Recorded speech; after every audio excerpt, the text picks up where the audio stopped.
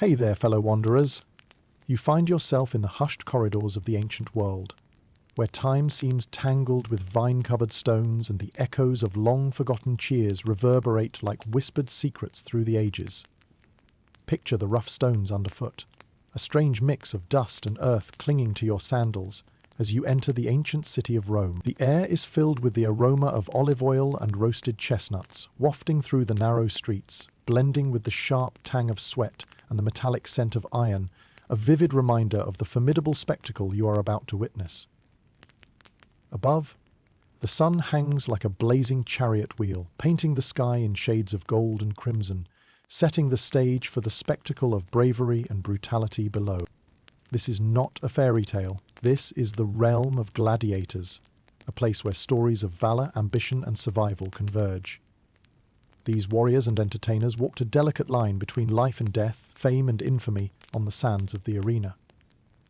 The sensation of the heavy leather armor, the sharp weight of the sword in hand, and the roar of the crowd form the essence of their world, a world that has fascinated and perhaps haunted us for centuries.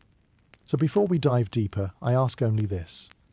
If this kind of raw, unvarnished truth speaks to you, click like, hit subscribe, and leave a trace of yourself in the comments.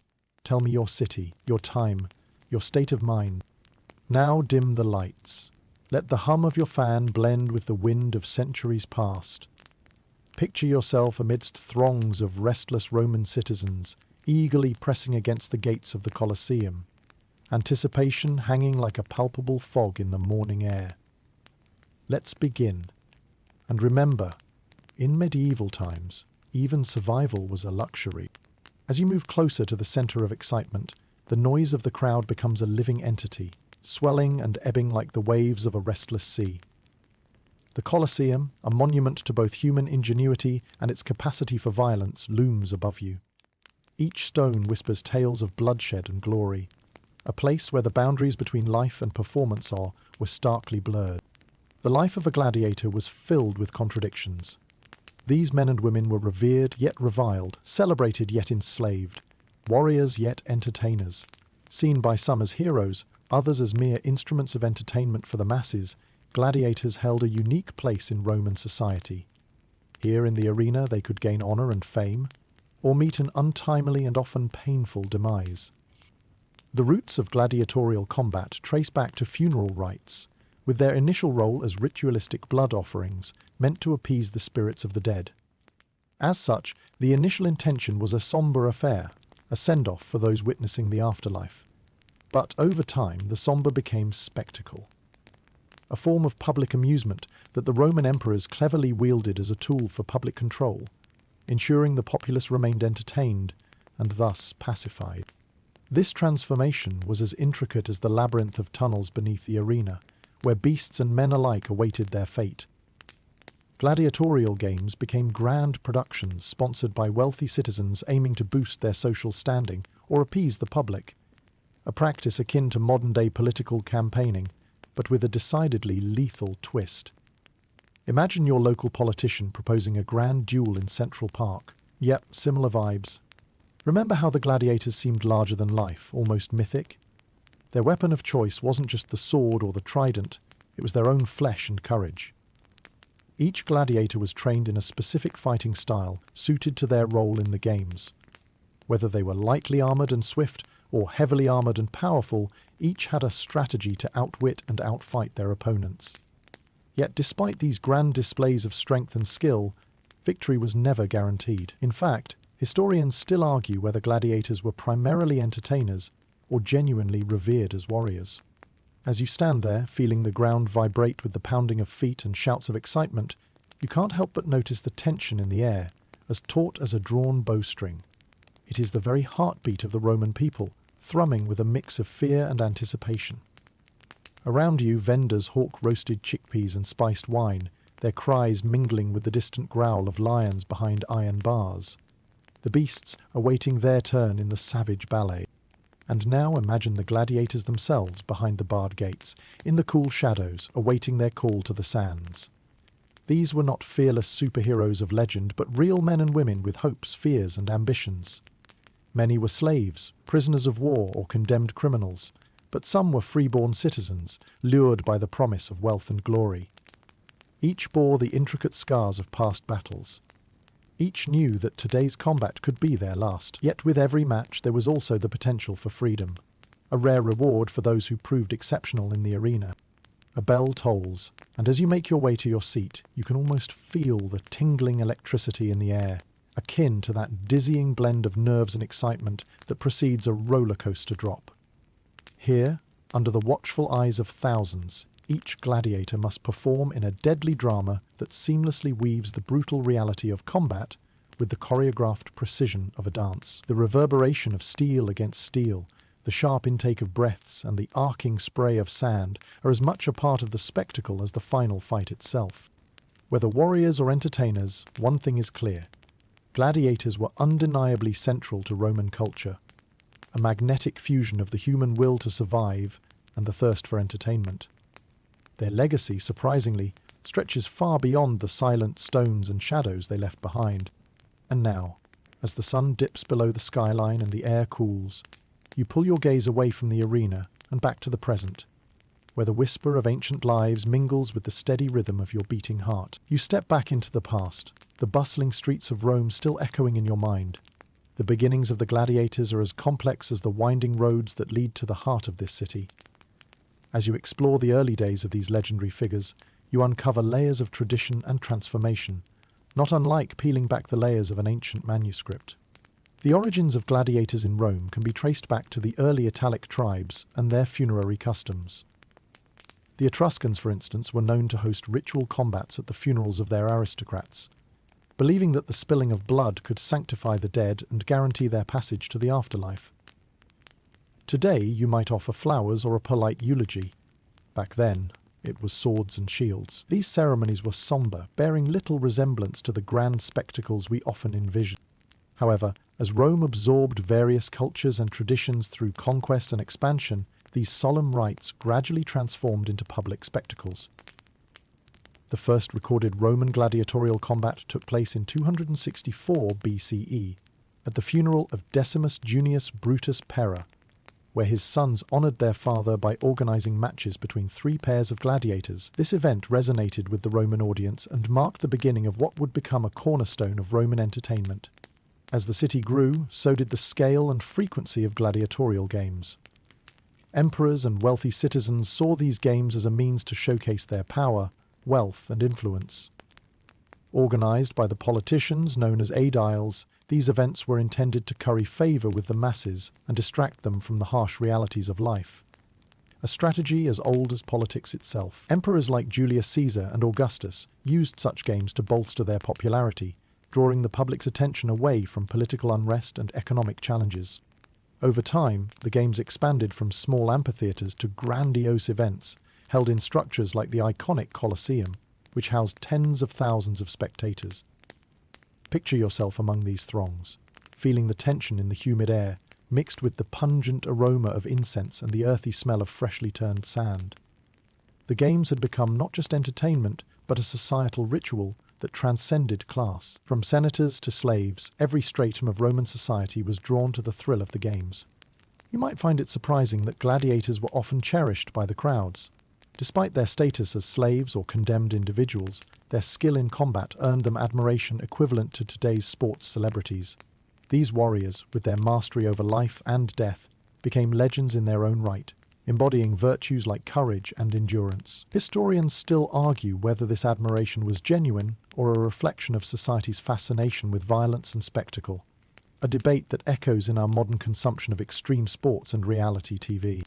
The gladiatorial games were not just about individual feats of heroism. They were intricate productions, much like theatre, complete with elaborate set pieces and dramatic storylines. Some games reenacted famous battles from history, providing the audience a taste of Rome's military prowess and might. Others featured exotic beasts sourced from the far reaches of the empire, adding to the aura of wonder and danger. Amidst this vivid tapestry of spectacle and strategy, the role of the editor, often an emperor or high-ranking official, was crucial. It was he who determined the fate of the combatants and the direction of the narrative. The editor had the power to grant mercy or dictate death. primarily in response to the whims of the crowd. Contrary to popular belief, the infamous thumbs up or thumbs down was not a universally understood signal. The gesture could vary. A closed fist filled with verdict, debate over its meaning continues even today, contributing to the mystery of these shows. Gladiators also played a fascinating role in the socio-political discourse of their time. They were both adored and looked down upon, embodying a paradox within Roman society. Despite being enslaved, their victories could win them freedom, honor, and even financial rewards. Successful gladiators became wealthy and influential figures, wielding the very fame they won on the sands to shape their destinies. As you step through the gates of time back to your own world, you can't help but marvel at the complex and multifaceted nature of gladiatorial life. What began as sacred rites evolved into unparalleled spectacles of human fortitude, a reflection of Rome's own journey from a small city-state to a colossal empire. The legacy of the gladiators is written in the annals of history as a testament to the raw spectacle of life and death that still captivates our imagination today. The sun has set, but the stories linger, weaving a luminous thread throughout the fabric of time, forever part of the cultural tapestry shaped by the strength, courage, and tenacity of those legendary warriors in the arena. Imagine the rhythmic clang of metal against metal, punctuated by grunts of exertion. You're standing at the heart of a bustling luteus, a gladiator school, where the air pulses with rigorous training and a touch of steadfast camaraderie. Here, the boundaries of discipline and determination are etched into every sinew and muscle of these warriors, each day a testament to their will to survive and succeed in the arena. The daily life of a gladiator was a structured dance of discipline, not unlike that of an athlete preparing for a major competition. From the moment the first light of dawn pierced through the wooden slats of their quarters, the gladiators awoke to a day riddled with physical exertion. As you wander through the training grounds, you can almost feel the chill of the morning air mingling with the warm breath of exerted bodies. They wake not to the chirps of birds, but to the shouts of their lanista, the trainer who owned or managed them. Think of the lanista as both coach and captor, charged with the daunting task of honing both the skills and mental fortitude of the gladiators. This master of warriors oversaw a grueling regimen that pushed each fighter to their limits.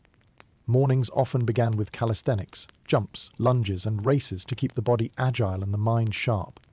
An atmosphere thick with sweat and the groans of exertion enveloped the grounds as warriors moved seamlessly from exercise to exercise.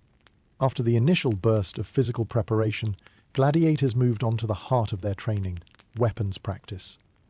You can hear the distinctive clash of wooden practice swords against shields, the sound resonant and somehow comforting, an echo of the bloodier encounters to come.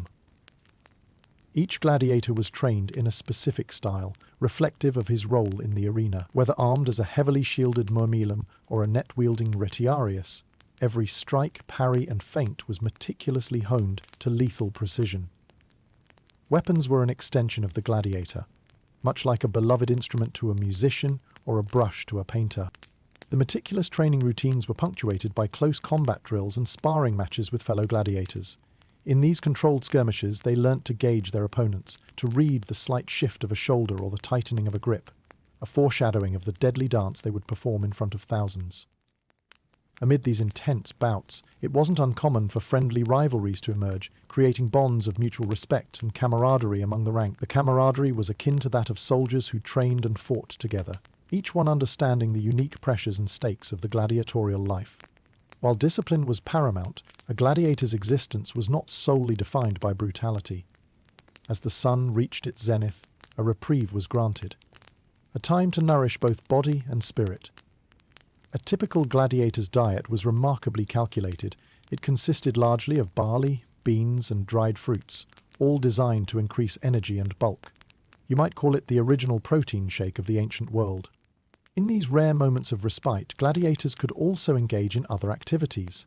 Some took to honing their mental acuity with strategic board games, while others memorized poetry or studied the art of rhetoric. Historians still argue whether these academic pursuits were a true part of their lives or simply romanticized ideals. Nonetheless, such activities allowed for a break from the arduous routine and gave them an insight into life beyond the arena, perhaps a fleeting glimpse of the freedom they aspired to reclaim. Despite being enslaved, gladiators occupied a peculiar space within Roman society, both reviled and admired. Successful gladiators were celebrated and could achieve cult-like status akin to modern sports stars. Imagine, if you will, a society where strength and combat skills allow even the most downtrodden to rise and stand shoulder to shoulder with the elite. For some, this hope of recognition and the allure of adulation offered a glimmer of light in otherwise dark circumstances. Evenings at the Ludus were spent in quiet reflection or lively storytelling among comrades. The stories ranged from personal triumphs in the arena to tales of distant lands from which some of them hailed. You can almost hear the crackling of a modest fire, its warmth casting flickering shadows against the walls, mirroring the gladiators' dreams and fears. These evenings were the rare instances when laughter was shared, ironic perhaps for men whose lives were marked by the potential for violence, and friendships forged beneath the Roman moonlit sky were often bonds as strong as steel. And so the cycle of the day would end, with gladiators retreating to their shared quarters under the watchful gaze of the lanista. As they lay on simple wooden bunks, the sounds of the bustling evening market just beyond the training confines would drift faintly into their quarters, a tantalizing reminder of the larger world just out of reach. They would fall asleep to the rhythm of their own breathing, each man hoping to awaken with the strength and spirit to face another day in the relentless quest for glory. With the stars overhead as silent witnesses, the gladiators' lives intertwined, a striking blend of hardship and honor.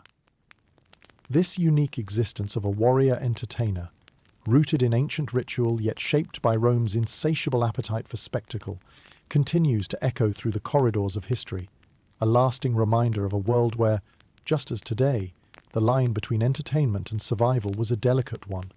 You find yourself amidst a sea of glistening bodies and swirling dust, the training ground bustling with the energy of determined combatants. Here, in this crucible of strength and skill, you witness the choreography of diverse fighting styles, a testament to the adaptability and ingenuity that defined each gladiator's role in the arena. Imagine a symphony of movement, where each fighter is attuned to the beat of his own deadly rhythm. As you survey the training ground, the variety of gladiator types becomes apparent. Each type, or armatura, had its distinctive equipment and fighting style, tailored for the spectacle they were to perform. Among the most iconic was the Murmio, a heavily armoured gladiator often wearing a formidable crested helmet that gleamed under the harsh Roman sun. You can't help but notice how the armour seems to amplify their presence, turning the fighter into a veritable fortress on legs. The Murmillo typically fought with a short sword, or gladius, and a large rectangular shield. Their fighting style emphasized brute strength and endurance, allowing them to absorb and retaliate with powerful strikes. Imagine their clashes, each one like the rumble of thunder, as these gladiators charged into battle, their shields locking like tectonic plates. Contrasting this armoured behemoth was the retiarius, a gladiator that relied on speed and agility. Wielding only a trident and a weighted net, the retiarius wore minimal armour, often just a protective arm guard that left the rest of his lithe body exposed. This made him both vulnerable and versatile, a compelling juxtaposition of strengths. You can almost see him dancing just beyond the reach of his opponent, waiting for the perfect moment to ensnare his rival in the web of his net. Much like a fisherman skillfully casting into dangerous waters, the contrast between these gladiator types created a narrative of hero and underdog, strength versus cunning, a layered story rather than mere combat. It was this drama that captured the imagination of the Roman populace, feeding their desire for visceral tales of survival and exemplifying virtues that even warrior philosophers might envy. Among these fascinating types was the Thraex, a gladiator depicted as a Thracian warrior from the regions of modern-day Bulgaria and northern Greece.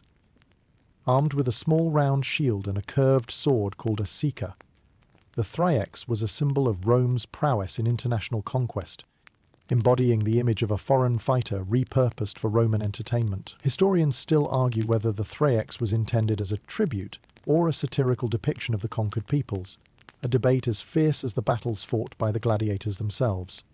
While the Murillo and the Thraex often found themselves pitted against each other, their battles were not just physical contests, but a reflection of the culturally inclusive and yet diminutive nature of Rome.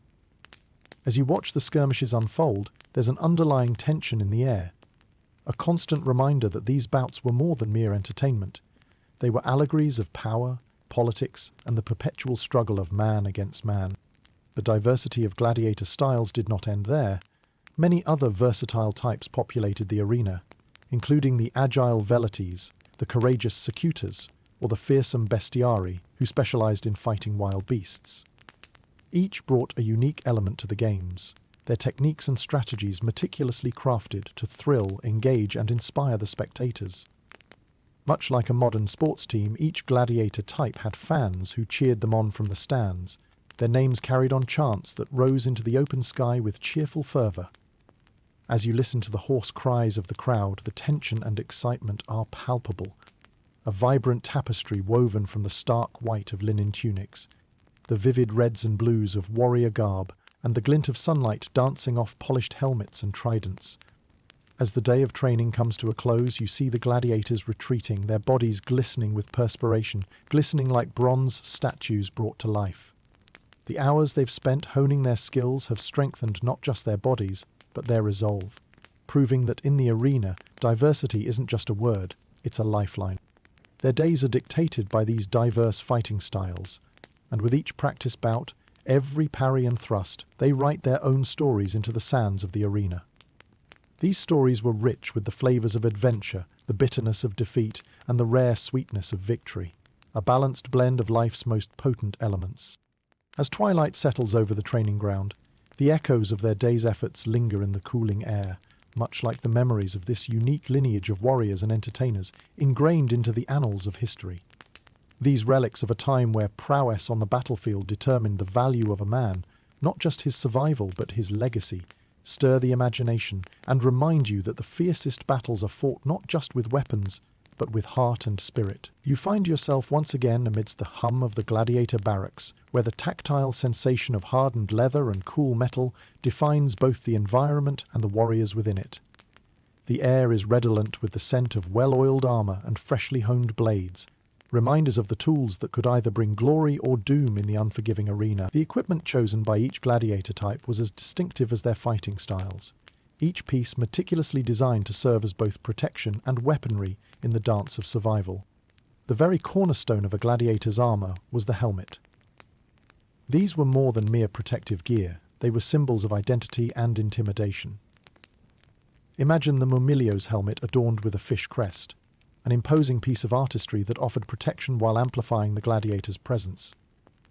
Each helmet was carefully crafted to ensure visibility and breathability while covering vulnerable areas. Not unlike the bravado of wearing your favorite team's jersey, these helmets identified allegiances and intent, a mix of fashion statement and battle readiness. Alongside the helmet, the gladiator's body armor varied greatly depending on their type.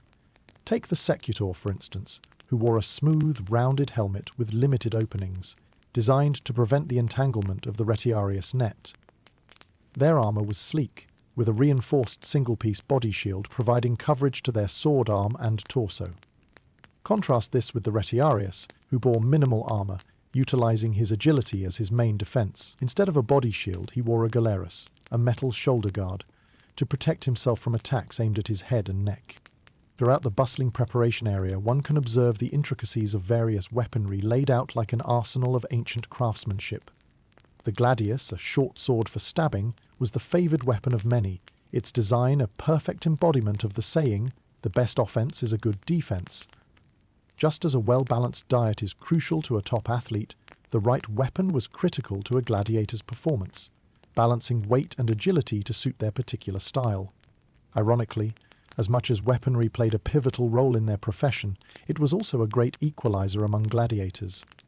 Weaponry ensured that even the most skilled fighter could fall to a novice with good fortune and cunning. The trident served as a powerful tool for the Retiarius, allowing him to keep opponents at bay, striking not with brute force, but with precision and timing. In a world where close combat reigned supreme, choosing the right weaponry could mean the difference between admiration and annihilation. While each gladiator trained diligently with their weapons of choice, there was artistry in how these tools were employed. Each swing of the sword, every thrust of the spear was a calculated move, a dance. The games, though brutal, demanded an almost theatrical presentation, not unlike a carefully choreographed ballet. This layer of performance added a unique texture to the bloody reality of gladiatorial combat. Historians still argue whether the climactic fights within the arena always adhered to these rehearsals, or if the chaos of battle often led to improvised strategies. Debates aside, one truth remains clear. The ability to adapt, even while encumbered by armor, distinguished a great gladiator from a good one. For those who survived to face another day, there was a peculiar sort of pride associated with donning and wielding this gear. It was both a mantle of duty and a badge of honor, a testament to survival in the face of constant peril. The armor that encased them was not merely protection, but an extension of their will to endure, and perhaps someday taste freedom, or at the very least fame. As the sun dips lower on the horizon, casting long shadows across the worn yet loyal equipment, a sense of respect for these implements settles in your bones. These items have borne witness to countless tales of daring and defiance, each dent and scratch a palpable manifesto of courage and sacrifice. The gladiators' world was one where the clamour of battle and the silence of solitude danced in simultaneous harmony, a world richly textured by the tools of their trade. These weapons and armour, silent yet significant, whispered stories of those who wielded them on the sands of the arena. Whether designed for defence or devastation, they were fundamental in crafting the narrative of ancient Rome's most compelling warriors. The gladiators. As you step away from the glinting steel and worn leather, the multitude of sensations begins to fade, but the impression they leave behind remains etched in memory, much like their legacy in the annals of history. As dawn breaks over the eternal city, a buzz of anticipation courses through its labyrinthine streets. You are swept up in the flow of crowds heading towards the massive, shadowy silhouette of the Colosseum, drawn by the promise of an all-day spectacle. The linen awnings above flutter like the sails of distant ships, shading the bustling plazas where vendors hawk savoury snacks and refreshingly sweet wine. This is the world of bread and circuses, a concept as deeply ingrained in Rome's pulse as the Tiber River itself, a tool of political power, influence and control as much as it was entertainment. Breed and circuses, or panem et circenses as its originators would have phrased it, was a phrase coined by the poet Juvenal to denote appeasement through distraction. Imagine the hum of politics as invisible as a whisper, yet impactful as a thunderstorm, winding its way subtly into the public consciousness through grand events. These gladiatorial games were organized with meticulous care, fueled by the desire of Rome's elite to curry favor with the masses and solidify their political footing. The Romans, with their acute senses for governance and public sentiment, learned that satiating the populace with sustenance and spectacle was a surefire way to maintain control. You stand amongst the throng, feeling the anticipation build like a crescendo in the symphony of Roman life. As you watch senators and citizens alike filing into their seats, points of connection and discord forgotten in the face of shared enthusiasm, you understand the profound unifying power these games wielded. Political rivals might find temporary truce, commoners and nobles momentarily mingle, all eyes converging on the drama unfolding below. While the games were an elaborate smokescreen for stability and control, they did more than pacify the populace.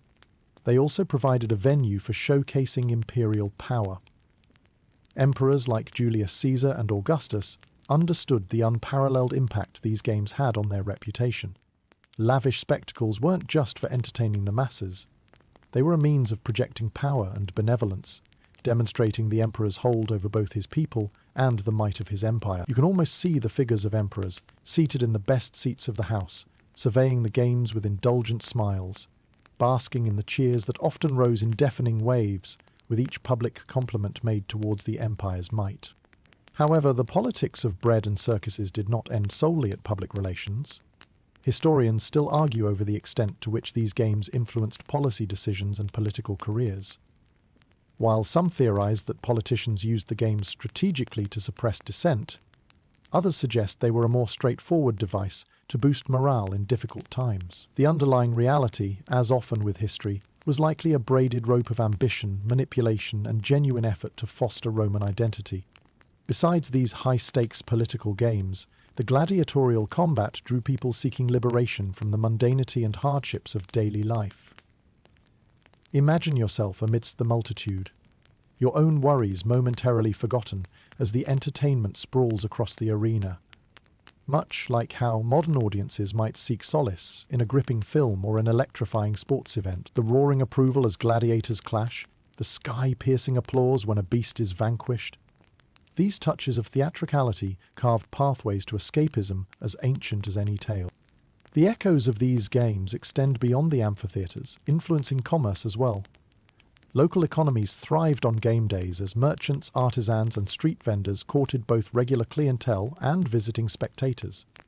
Craftsmen focused on creating souvenirs depicting celebrated gladiators or scenes from particularly thrilling matches, feeding a thriving market for memorabilia. Just as today's fans might sport jerseys or collect merch, Roman citizens, much encouraged by local enterprise, found ways to carry pieces of the games home with them. As day fades into night and the Colosseum empties its great belly of people back onto the Roman streets, you keenly await the spectacle's conclusion. The scent of roasted meats mingles with the cool evening air, a further testament to the impact of these events. Children emulate their favourite gladiators with sticks, as parents engage in animated discussions about the day's events. Remember that time a Thracian took down a Murmillo with a swift shuffle, one might say, weaving tales interspersed with embellishments as vibrant as their love for these games. The richness of the memories these games evoked extended beyond the arena's spatial confines, swirling into the very tapestry of daily Roman life. And so, the tradition of bread and circuses lives on, a multifaceted legacy steeped in politics, entertainment and culture. The gladiatorial games were more than mere battles. They were cultural infusions intended to unite, distract and inspire. Whether in awe or inquiry, these magnificent events continue to captivate, illuminating the historic exchanges of audience and authority, whispered echoes of an era where shadows of control danced openly amidst the bright sands of the arena. As the first pale light of dawn stretches its fingers across the ancient city of Rome, you join the throng of citizens making their way toward the grandeur of the Colosseum. The anticipation is palpable, a living entity that electrifies the air as the populace prepares for a day's worth of gladiatorial games and spectacles. The Colosseum, an architectural marvel of the ancient world, looms majestically against the horizon, its towering arches framing the eager crowd. Imagine inhaling the fragrance of morning dew, mingled with the warming aromas of the day, as vendors set up their stalls along your path. They hawk everything from cushioned cushions to sit on comfortably to refreshments and snacks, creating a bustling marketplace of opportunity around the arena. The hustle of spectators, each one eager for an advantageous seat, sweeps you along, propelling you like an autumn leaf caught in a fragrant breeze. As you step into the Colosseum's vast arena, you're greeted by the cacophony of voices bouncing off its stone walls. A melody of excitement underscored by the distant rumble of beasts and the clang of weapons being practiced in hidden chambers below. This is the heart of Roman entertainment, where combatants, animals and fate intertwine to create a spectacle that transcends the ordinary. The days of gladiatorial games were meticulously curated events, their organisation as important as the precision of a perfect thrust in combat. The games began with a grand procession, a parade as colourful as it was significant. This procession, or pompa, was a display of pageantry, setting the stage for the intensity to follow. Picture the procession as it winds through the stands.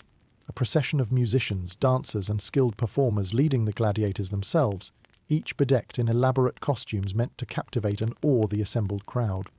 The emperor, or the editor, presided over the ceremonies, much like the maestro of an incredible symphony. His presence exuded a sense of gravity and excitement, his gestures a language understood by thousands. Before the bloodshed began, public announcements might be made, dedicating the games to some worthy pursuit or powerful patron, an act that knitted the threads of entertainment with tradition and duty. Once the formalities ended, the games burst into spectacular life. Beast hunts often opened the show, with bestiary gladiators who specialized in fighting animals, demonstrating their skills against a menagerie of exotic creatures. Imagine the tension as wild boars, lions, and even elephants prowled the sand, their movements graceful yet terrifying. These hunts were eagerly anticipated and showcased Rome's dominion over distant lands, illustrating the empire's reach through the presence of these foreign beasts. After the beast hunts, the core of the day's events, gladiatorial combat, commenced. This was not a haphazard brawl, but an intricately choreographed performance that took months to plan.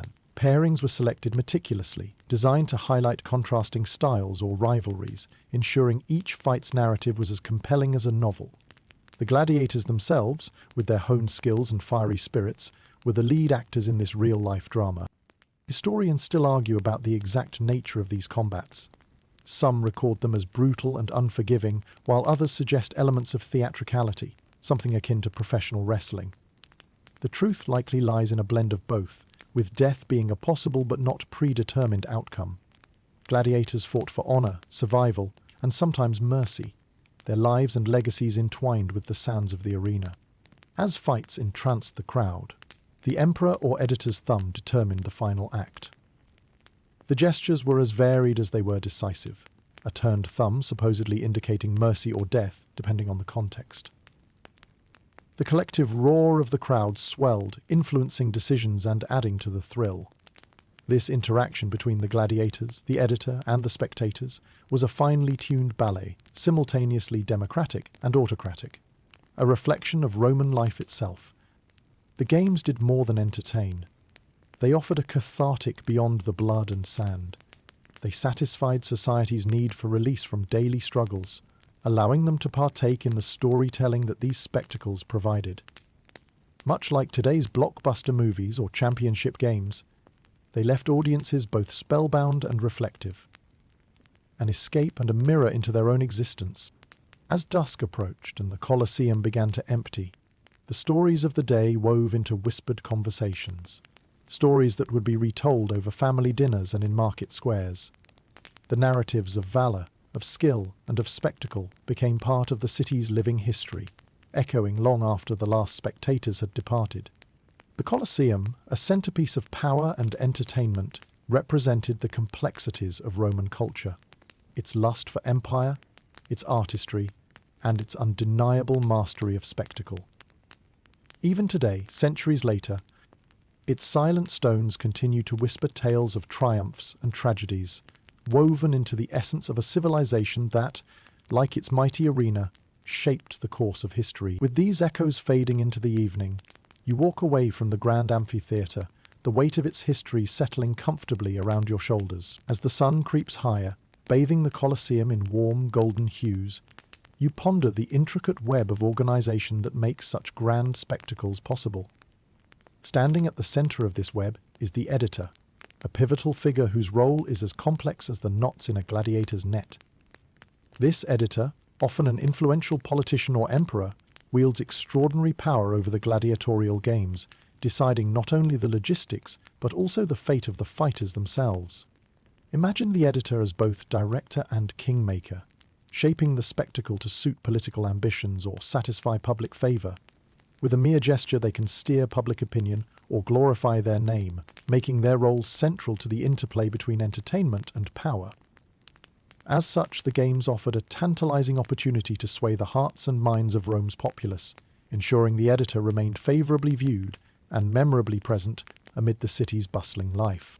The editor's responsibility extended far beyond their seat of honor. It began months earlier with the planning of each event. Selecting the gladiators was a task demanding both strategy and sensitivity. Names were handpicked either for their burgeoning popularity or for the potential drama their combat styles could produce. Each pairing was orchestrated for maximum impact, heightening the narrative played out on the sands below. Multiple layers of preparation were crucial. Beyond merely arranging contests, editors managed every facet of the games, from securing exotic animals for intricate hunts to curating the lavish pomp of opening ceremonies. Imagine meticulously coordinating the synchronized dance of logistics, recruiting throngs of performers, aligning stage props, and calculating the necessary food and lodging for thousands of spectators. Planning a wedding has nothing over an expertly executed Roman game day.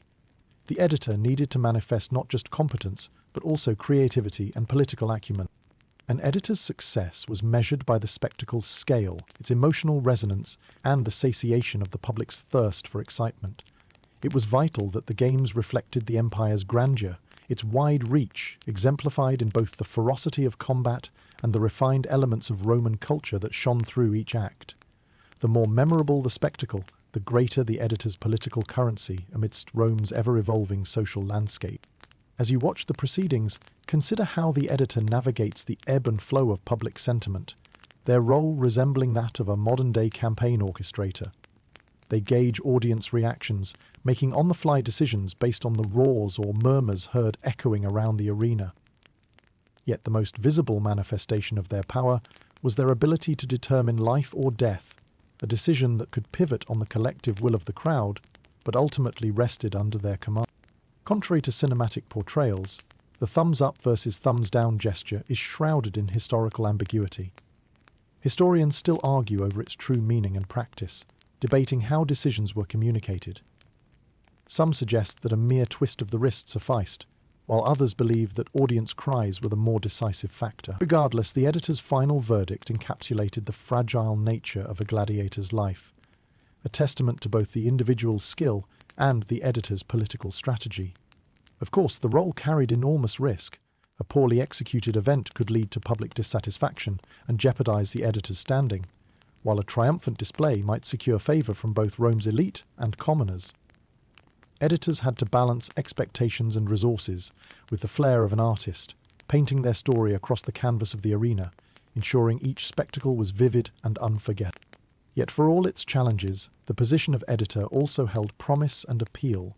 It was a doorway to sway public opinion, cultivate alliances, and fortify one's legacy within the intricate machinations of Roman power dynamics.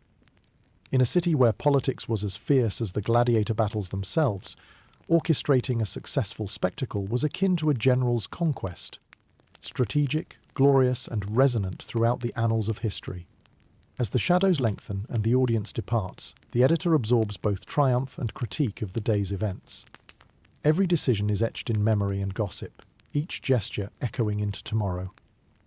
Though the editor's work fades momentarily with the sun's descent, its impact continues to ripple through Rome's streets. Whispered in the forum, retold with zest and embellishment at the city's vibrant taverns. And so, as you stand at this intersection of politics and entertainment, you begin to comprehend the delicate balance the editor maintained, their influence as formidable as the armor-clad warriors below. It is a dance of power and persuasion within the grand arena, where drama and decisions shape the very foundation of Rome's historical legacy, illustrating a world where spectacle and strategy were inseparable. And with every passing event, the legend of the editor grows, written into Rome's living history, sealed by the consensus of applause and awe. In the vibrant tapestry of gladiators' history, one thread stands out, an unexpected yet captivating presence amid a sea of male warriors, the women who defied societal norms to enter the arena.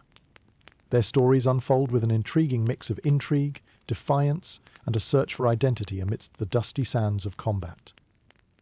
As you journey further into the heart of Roman spectacles, you encounter these formidable women who challenged perceptions and rewrote the rules.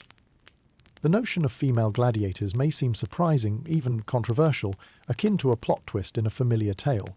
However, these women, referred to as gladiatrices, existed and trained alongside their male counterparts, embracing the same rigorous disciplines that defined the life of a fighter. The air in the ludus is filled with determination and ambition, as these women, like their male colleagues, strive to master the deadly dance of combat. Their presence in the arena added an entirely new layer of allure to the games. Rather than offering merely another flavor of spectacle, female gladiators represented a subversion of Roman gender roles. In a society where women were expected to adhere to strict domestic boundaries, these women donned armor and wielded weapons, challenging the status quo while captivating audiences with every clash and parry. Their contributions pushed the limits of spectacle, offering a blend of audacity and entertainment.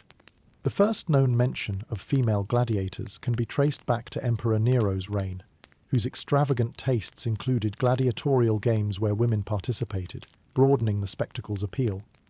Whether participating in mock hunts or combat, these women were marketed as exotic novelties, valuable performers who could elevate the day's entertainment from common to exceptional.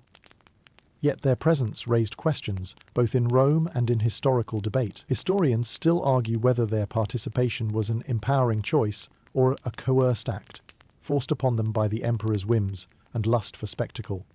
Amid the roaring cheers, female gladiators stepped into the spotlight, their lives a fascinating intersection of fame and peril.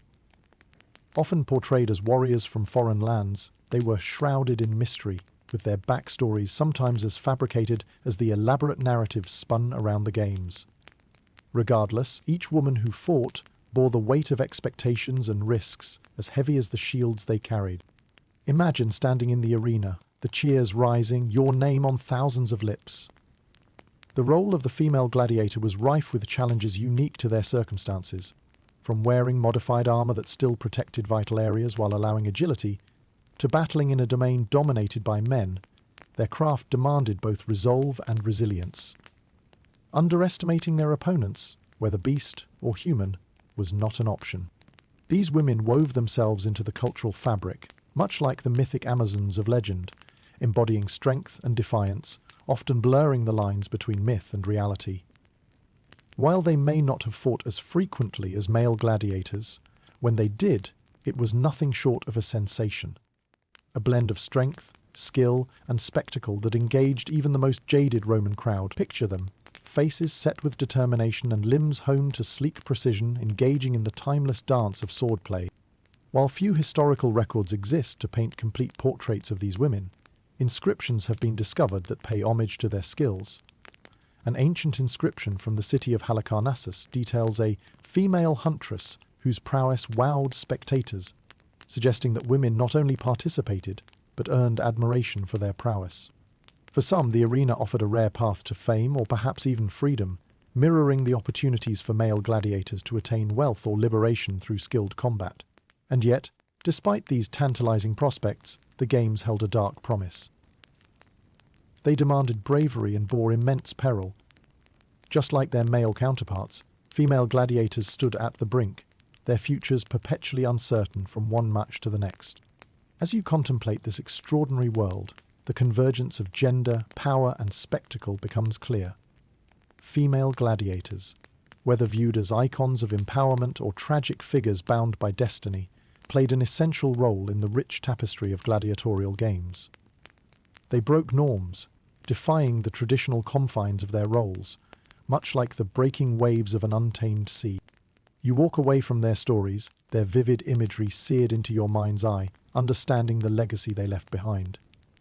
Although their time in the arena was but a fleeting chapter in the grand narrative of Rome, their determination and courage became part of Rome's mythos, echoing through history, a testament to the complex interplay of gender and societal roles in ancient times. The arena, you realize, was more than just a stage for physical battles.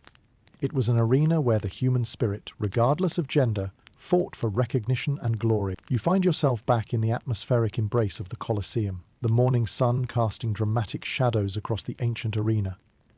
As you wander through the bustling stands of spectators, the excitement in the air is palpable, an electric current that connects everyone present. These are the moments that will decide the fates of those brave enough to step into the sands below, where every gesture from the crowd could prove vital.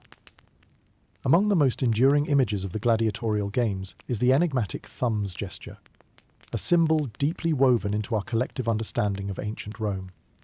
We imagine scenes where emperors and crowds alike decide life and death with a simple thumbs up or thumbs down. But as with many stories passed down through generations, the truth of these gestures is both more nuanced and more intriguing than their popular depictions. Imagine sitting among the thousands in the Colosseum as a gladiatorial bout reaches its peak. The air is thick with the scent of anticipation, a mingling of gladiator sweat, blood, and dust, each sensation heightened by the intense focus of the observers. As one gladiator emerges triumphant, both fighter and audience await the pivotal decision. Will the victor take the life of their opponent, or will mercy prevail? Contrary to what modern films and literature might suggest, the historical accuracy of the infamous thumbs decision is still debated. Historians still argue whether pollis verso, or with a turned thumb, meant a decisive thumbs down or something entirely different. Roman writers of the period, such as Juvenal and Cicero, provide accounts that only add layers to the ambiguity, each interpretation suggesting a different symbolic meaning. In reality, the thumb gesture was less about the direction and more about the act itself, a broader spectrum of meaning in ancient Roman audience interactions. In some interpretations, a thumbs up might indicate the drawing of a weapon, thus signaling an execution, while sideways gestures could symbolize a deceased opponent's peaceful dismissal. Imagine the spectacle of thousands of thumbs moving in unison, a communal semaphore that determines a life's value and fate. The emperor or editor wielded the ultimate decision, though the crowd's sentiment exerted considerable influence, much like today's public appeals on significant judicial rulings. Their desires, voiced through thunderous cheers or resounding boos, were as much spectacle as the combat itself, a vivid reminder of the power dynamics between ruler and ruled, where entertainment dovetailed into somber reality. Beyond their role as arbiter, these gestures held nuances that whispered of deeper cultural significance. The implications of granting mercy were profound, as a spared gladiator could potentially earn his freedom and even admiration. Thus, the thumb's verdict was more than a binary decision. It was a summation of risk, reward, and human empathy intertwined in Rome's arenas. You can almost see the decision's impact ripple through the fighters waiting in the wings, a mix of relief or resignation mirrored in their eyes. A reminder that their destinies were not solely governed by skill or luck, but by spectators' whim. Performing under such pressure required not only physical prowess, but also a resilient spirit honed by countless hours of preparation, an insurance against the unpredictability of crowds literally bearing the weight of life and death in their hands. As you reflect on these vivid scenes, you realize that much like Roman life itself, simplicity masked complexity. Each thrust of a sword or shield withheld layers of narrative, much as the crowd's gestures did.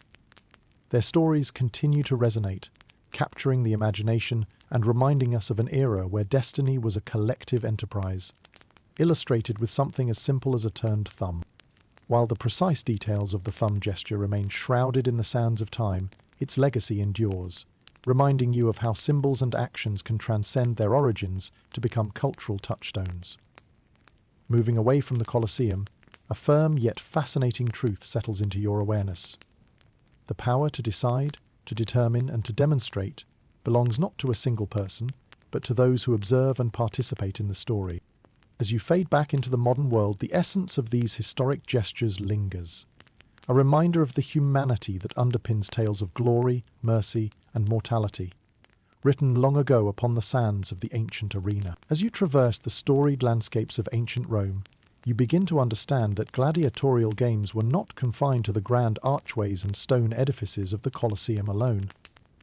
These battles extended far beyond the iconic amphitheatre, reaching into the myriad corners of Roman life. Today you will journey with me through arenas built of humbler materials, crafted for both grand spectacles and intimate gatherings, a testament to the Romans' insatiable appetite for entertainment and drama. While the Colosseum stood as the crown jewel of gladiatorial arenas, provincial arenas sprouted throughout the sprawling Roman Empire, much like the chain franchises of our contemporary world. These venues, whether in bustling cities or rustic villages, had their own charm and significance, each contributing to the tapestry of the empire's vast entertainment network. Picture wooden amphitheatres nestled within city forums or temporary structures erected for travelling games, where citizens from all walks of life gathered to witness the spectacle. Imagine the lush hills of what is now France, then known as Gaul, housing a modest amphitheatre, with the distant scent of pine mingling with anticipation. Here, gladiatorial games offered both distraction and a cultural anchor to Rome, a city they admired yet saw from afar. In remote towns where Roman influence stretched thin, these games served as potent tools for imperial integration, drawing diverse communities into the collective fold with thrill and pageantry. Each venue possessed its unique character, much like the polyglot nature of the empire itself. In cities like Pompeii, where a remarkably preserved arena still stands, the games were a highlight of civic life. The echoes of combat and excitement mingled with the sea breeze, creating a heady mixture that both entertained and unified the populace. The stories of these games are etched into the graffiti of ancient walls, where citizens expressed their opinions and admiration for their favoured Lannister or fighter. You can almost hear the rustling of togas, the animated discussions, and the eager cheers as you wander past these time-worn stones. In these alternative arenas, the formula remained the same: diverse gladiator types, meticulously planned bouts, and the constant churning excitement of the crowd. However, the scale often differed. A modest village theorem, with its wooden benches less grand than the Colosseum's marble, focused more on intimate atmospheres, allowing townspeople to become deeply invested in their champions' triumphs and destinies. Interestingly, Roman colonies along vital trade routes often featured temporary or semi-permanent arenas. These allowed for quick setups and teardown by skilled labourers, enabling a nomadic lifestyle for performers, merchants and spectators who followed the games. Here, away from the political complexities of the capital, games adapted readily to local flavours, accommodating native traditions into their framework. It is in these venues that the delicate balance between entertainment and local politics plays out uniquely. Games served as both vehicles of imperial ideology and expressions of regional dynamics, sometimes reflecting local tensions or alliances. Curators, those charged with organising these events, found themselves conduits between Roman authority and regional identity, a role requiring both diplomacy and deft management. Historians still argue over the extent to which games outside Rome differed in spirit and execution from those in the capital. Did these local versions capture the intense fervour of Rome's colossal spectacles? Or were they more subdued, reflecting the daily dramas of smaller communities? Regardless, these provincial games instilled a sense of Roman pride, subtly reinforcing loyalty to an empire that was constantly expanding and evolving. Beyond the city of Rome, even more, remote outposts occasionally held smaller events showcasing prisoners of war or condemned criminals. An alternative Roman recipe for law enforcement. These shows likely carried different connotations, genuinely underscoring the might of Roman justice. In these remote settings, the spectacle was less about sport and more about asserting control over both populace and morality. As you explore these varied arenas, the commonality of experience across locations and cultures becomes apparent.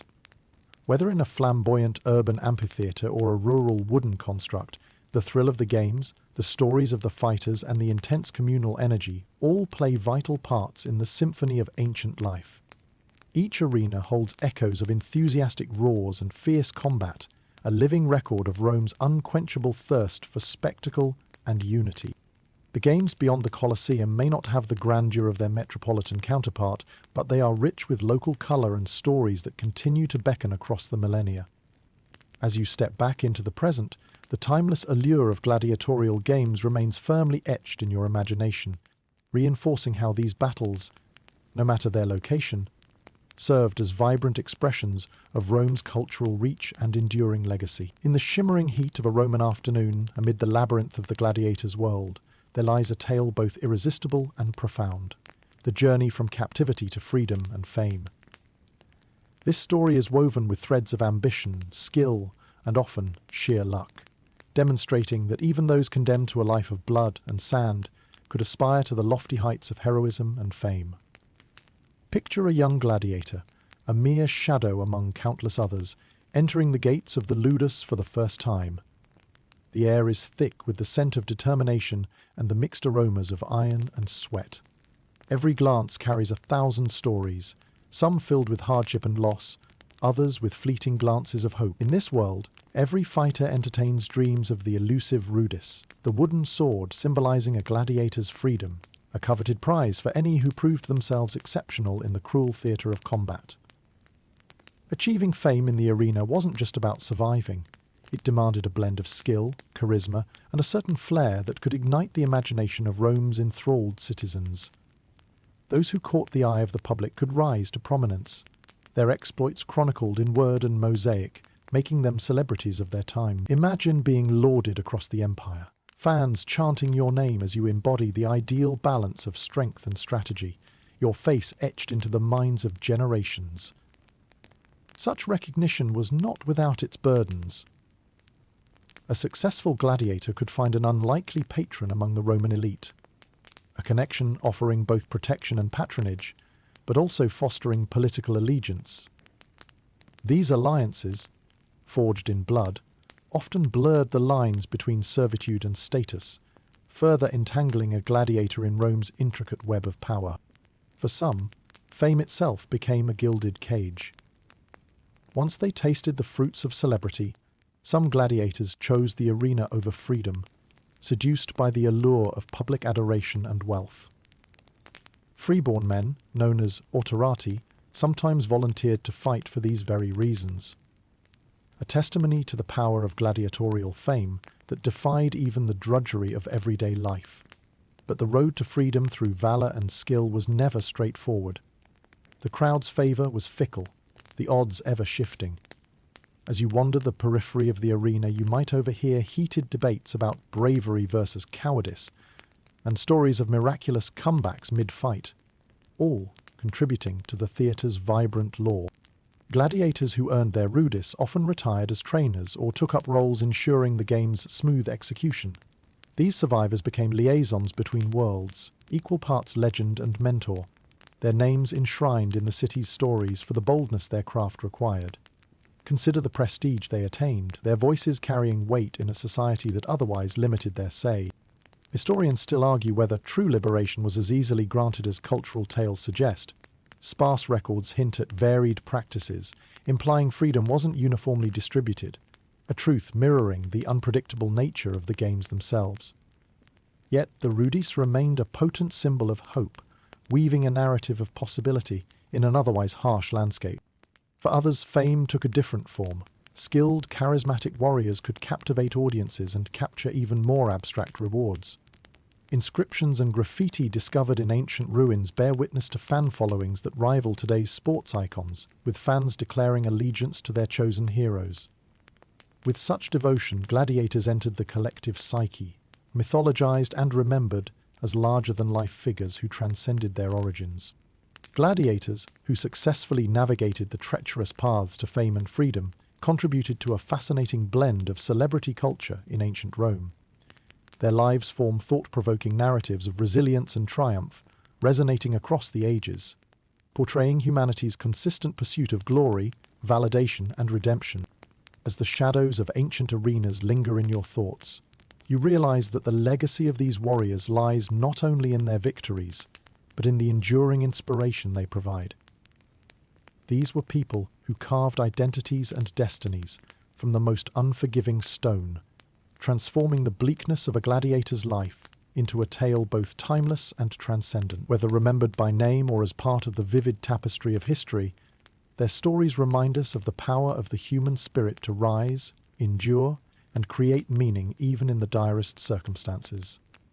The ancient sands of the arena may shift and settle, but the stories they cradle continue to captivate, a testament to a world where, even amidst strife, greatness was not just aspired to, it was achieved. Imagine the clang of a typical Roman morning, where the streets pulse with the undertones of merchants and citizens, and the tantalizing aromas of spiced meats and fresh bread waft through the air. Meanwhile, tucked away within the confines of the ludus, another kind of meal is being prepared, one designed not just for pleasure or sustenance, but to fuel the formidable bodies of gladiators as they train for their bouts in the arena. The diet of a gladiator was carefully curated by their lanista to ensure maximum physical performance. You might picture rows of hearty stews and aromatic herbs, but, surprisingly, the gladiatorial diet was largely vegetarian, focused on providing stamina and strength rather than oozing decadence. The primary staple? Barley, a grain revered for its ability to pack energy and endurance into each mouthful. Referred to as harideri, or barley eaters, gladiators were famed for their robust builds, fueled by this humble yet potent grain. Think of it as the ancient equivalent of today's high-carb diets for athletes, designed to build bulk and power. Alongside barley, meals often included legumes such as beans and lentils, which offered much-needed protein to maintain muscle mass. These ingredients were simple, yet, when prepared with the right spices and methods, they formed meals perfectly suited for warriors in training. Envision great cauldrons simmering with a blend of these ingredients, the heat rising in waves, carrying the scent of sustenance and strength through the air. Fruits and vegetables also played their part in the gladiatorial diet, offering essential vitamins and hydration. Figs, dates, and olives provided natural sugars and fats, like nutritious snack bars straight from the bounty of nature.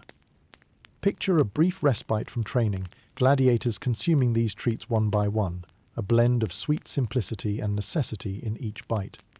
While wine flowed freely throughout Roman life, gladiator dorms saw a different concoction favoured instead. A tonic made from vinegar mixed with water, called posca.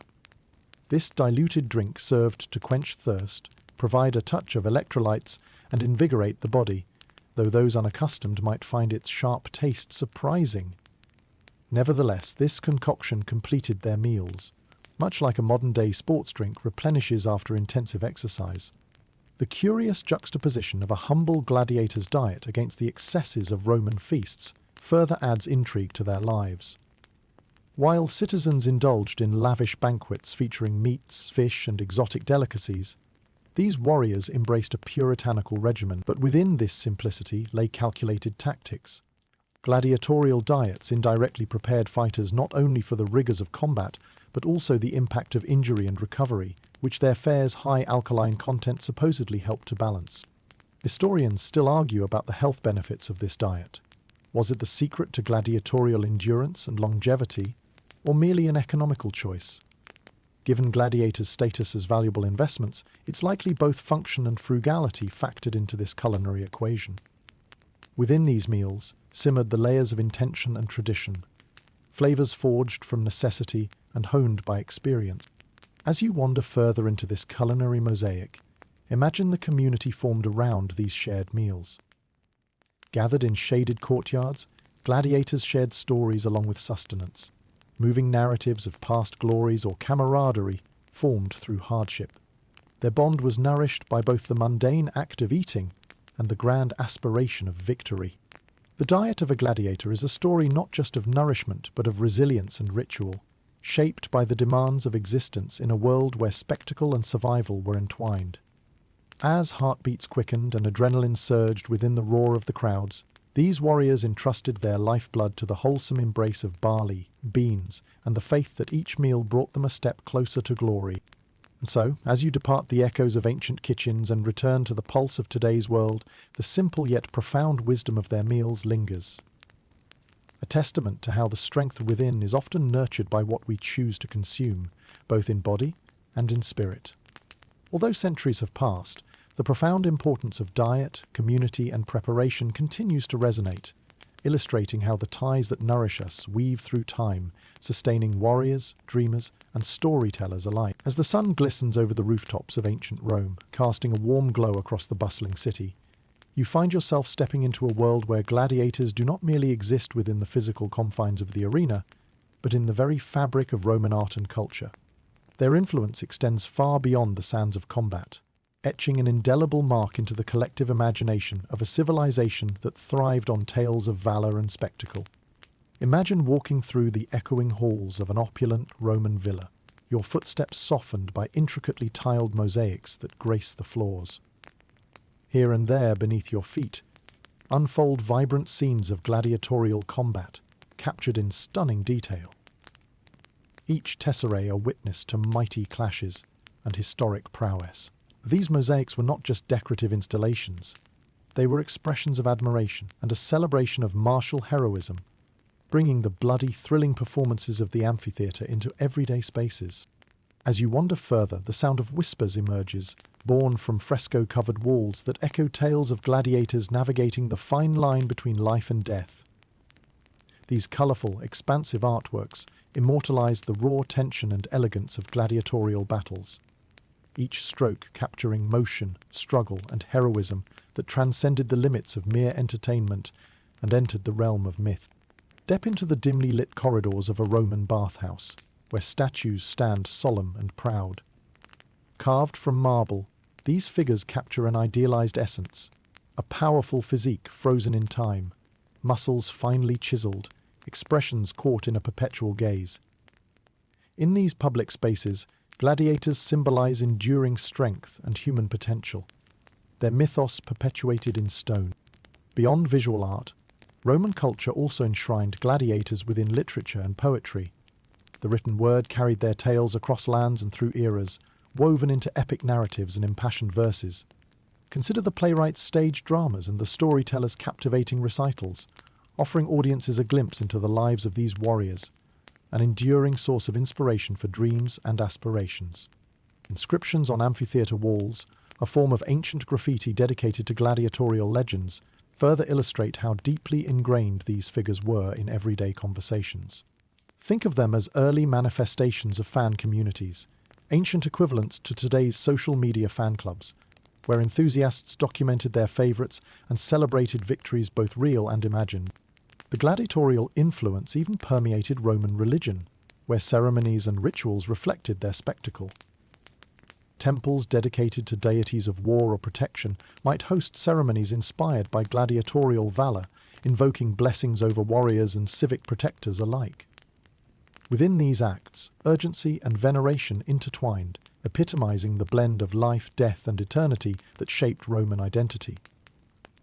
Historians still argue over the precise influence gladiators wielded in shaping public morals. Were they paragons of martial virtue and discipline, inspiring emulation, or merely sensational outlets allowing audiences cathartic release from the complexities of Roman existence? This debate continues to infuse scholarly discourse, adding nuance to a legacy as vibrant and layered as the frescoes gracing ancient walls. The echoes of these myriad cultural manifestations present in the art and literature form a symphony of admiration and ambivalence, an enduring tribute to a society both fascinated and repelled by tales of combat and fate. More than mere vessels of violence, the gladiators occupied the liminal space between ferocity and finesse, capturing the essence of human struggle and triumph. As you explore this world where art meets athletics, you recognize how gladiators, through the span of centuries, continue to exert influence, a vibrant thread in the rich tapestry of cultural memory. Much as they inspired awe among their contemporaries, their legacy endures in our imagination, expanding beyond the confines of history into the universality of myth. Their stories have defied the erosion of time, transformed by creative expression into enduring symbols of resilience and human aspiration, an enduring testament to the interplay of history, narrative, and the timeless pursuit of greatness. And as you leave behind flickers of ancient chariots and shadowed arenas, the gladiators' tales continue to echo through your senses, a reminder of how the past continues to intertwine with our journeys and dreams. As the rhythmic sounds of ancient Rome's marketplace fade, you step into an atmosphere heavy with anticipation, where the universal truth of mortality is explored in the gladiators' arena. Here, tales of life and death unfold with each clash of steel and cries of spectators. The reality was both brutal and magnetic, a juxtaposition that fascinated the Romans and continues to captivate modern imaginations. In this dusty cradle of drama, the uncertainty of survival was an ever-present spectre. Gladiators faced the stark prospect of death with every fight, an idea woven tightly into the entertainment value of the games. Yet surprisingly, the likelihood of meeting one's end in the arena wasn't as inevitable as the mythos surrounding it might suggest. Despite the grand stakes, historical records imply that the actual mortality rate among gladiators was lower than commonly assumed, with survival rates higher than one might think. Gladiators were valuable investments after all, akin to prized athletes in today's sports culture. This paradox of death and vitality adds a rich layer to the understanding of gladiatorial contests. Imagine the roar of the crowd as two opponents face off, each aware of the cliff edge upon which their lives teeter. The possibility of death enhanced the spectacle, adding an element of raw, unfiltered emotion to every blow exchanged. Yet practical considerations such as costly training and maintenance of gladiators encouraged their survival. Victory, not death, was the ultimate goal. The awe-inspiring mythology of the arena, perpetuated through generations, often blurs fact with fiction. As you stand amid these ancient echoes, you realize that the stories of brave heroes falling in their prime have morphed into legends. These narratives serve not merely as entertainment, but as moral tales reflecting valor, sacrifice, and the eternal dance with fate, a reflection of the ultimate gamble of life itself. Despite the reputation of the games, many matches concluded without the mortal finality modern representations often depict. Acting as both conflict and theatre, the contests were intricately choreographed, complemented by agreements made prior to combat that safeguarded a skilled gladiator's life and career. Imagine the strategic choreography akin to a dramatic performance, with blood replaced by prowess and artistry, a finely tuned dance on the knife edge of reality and performance. While gladiators could, and did, die in combat, the sensationalization of such events sometimes overshadowed their frequency. Not every sword stroke or thrust resulted in a fatal blow. Historians still argue whether the depiction of gladiatorial fights as excessively lethal was a rhetorical device leveraged by the critics of Roman excess, or whether reality reflected something bolder than mere storytelling. A society's exploration of its own mortality through symbolic warfare. Beyond factual recounting, these stage duels often served as cautionary tales or metaphors for virtue, vice, and honour. They confronted the audience with visceral reminders of fragility and resilience, elements deeply entrenched in Roman values. As you delve deeper into the core of these stories, dissecting each layer with a scholar's passion, the understanding emerges that they were mirrors, reflecting both horror and admiration, preserving their legacy in the pages of history. For those gladiators who knelt under the shadow of death, every survival withstood was a triumph, a testament to human tenacity and skill. Their displays of valour transcended the blood-soaked sands, extending into arenas of fable and memory, crafting an indelible narrative that persists even today. As you step back from the shadow of the Colosseum into the world of the present, the notion of mortality juxtaposed with survival lingers. A reminder of how intricate and surprisingly nuanced the gladiatorial games truly were. These tales of near death, exaggerated through time's lens, continue to inspire awe and respect, a testament to both the gladiator's legacy and the enduring human fascination with life's most profound challenges. With each arc of a sword and every skillful parry, the gladiators echo not merely the dialect of conflict, but the broader, timeless dance of life itself, a spectacle as ancient as civilization and as present as the breath you take. The arena's stories continue to captivate and enliven, a narrative carved into history's bedrock, reminding you that amid the swirl of legend, humanity's struggle for survival is eternal. As the sun casts its final golden rays over the bustling streets of ancient Rome, shadows grow long and intertwine with whispers of legend. Among the tales of gladiatorial prowess emerges the most storied of them all, the saga of Spartacus, whose name is inextricably linked with rebellion and defiance. His tale epitomizes the potential of a singular gladiator to challenge the very foundations of Roman authority, transcending the typical boundaries of the arena and entering the annals of history as both warrior and revolutionary. Picture Spartacus, a Thracian by birth, once a mere name among thousands of captives destined for the arena. His transformation into a legend begins with his enrollment as a gladiator in the ludus of Lentulus Batiatus in Capua. Imagine the rigorous training, the caress of weapon against flesh, as each swing, each block, moulds him into a formidable combatant. Yet beneath this hardened exterior beats the heart of a man unwilling to accept the chains of fate. It was within the confines of this gladiatorial school that Spartacus conspired with fellow gladiators to defy their captivity. In a bold and daring escape, he and his comrades wrested their freedom from the iron grip of their captors, sparking a revolt that would soon swell into a significant insurrection. Visualize the escape. Shackles discarded, a frenzy of anticipation and ambition, weapons grasped in fervour as they broke free, each step adding momentum to the burgeoning rebellion. Once free, Spartacus demonstrated strategic brilliance and charismatic leadership that transformed him from a fugitive fighter into the architect of a rebellion that shook the Roman Republic. As the insurrection grew, more and more slaves joined Spartacus's ranks, eager to break free from a life of servitude. Together they crafted an army of thousands, including not only runaway slaves but also disenchanted freemen, united by a common desire for freedom and equality. Historians still argue over the precise motivations behind Spartacus's rebellion.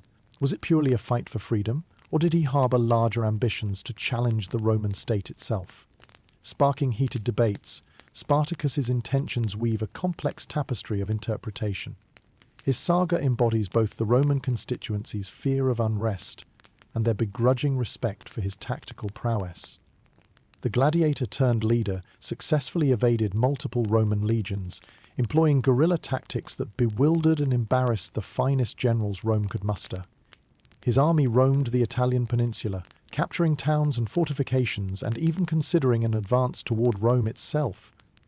The fires of rebellion ignited by Spartacus set Rome's political arenas aflame with urgent discourse, his growing menace demanding attention at the highest levels.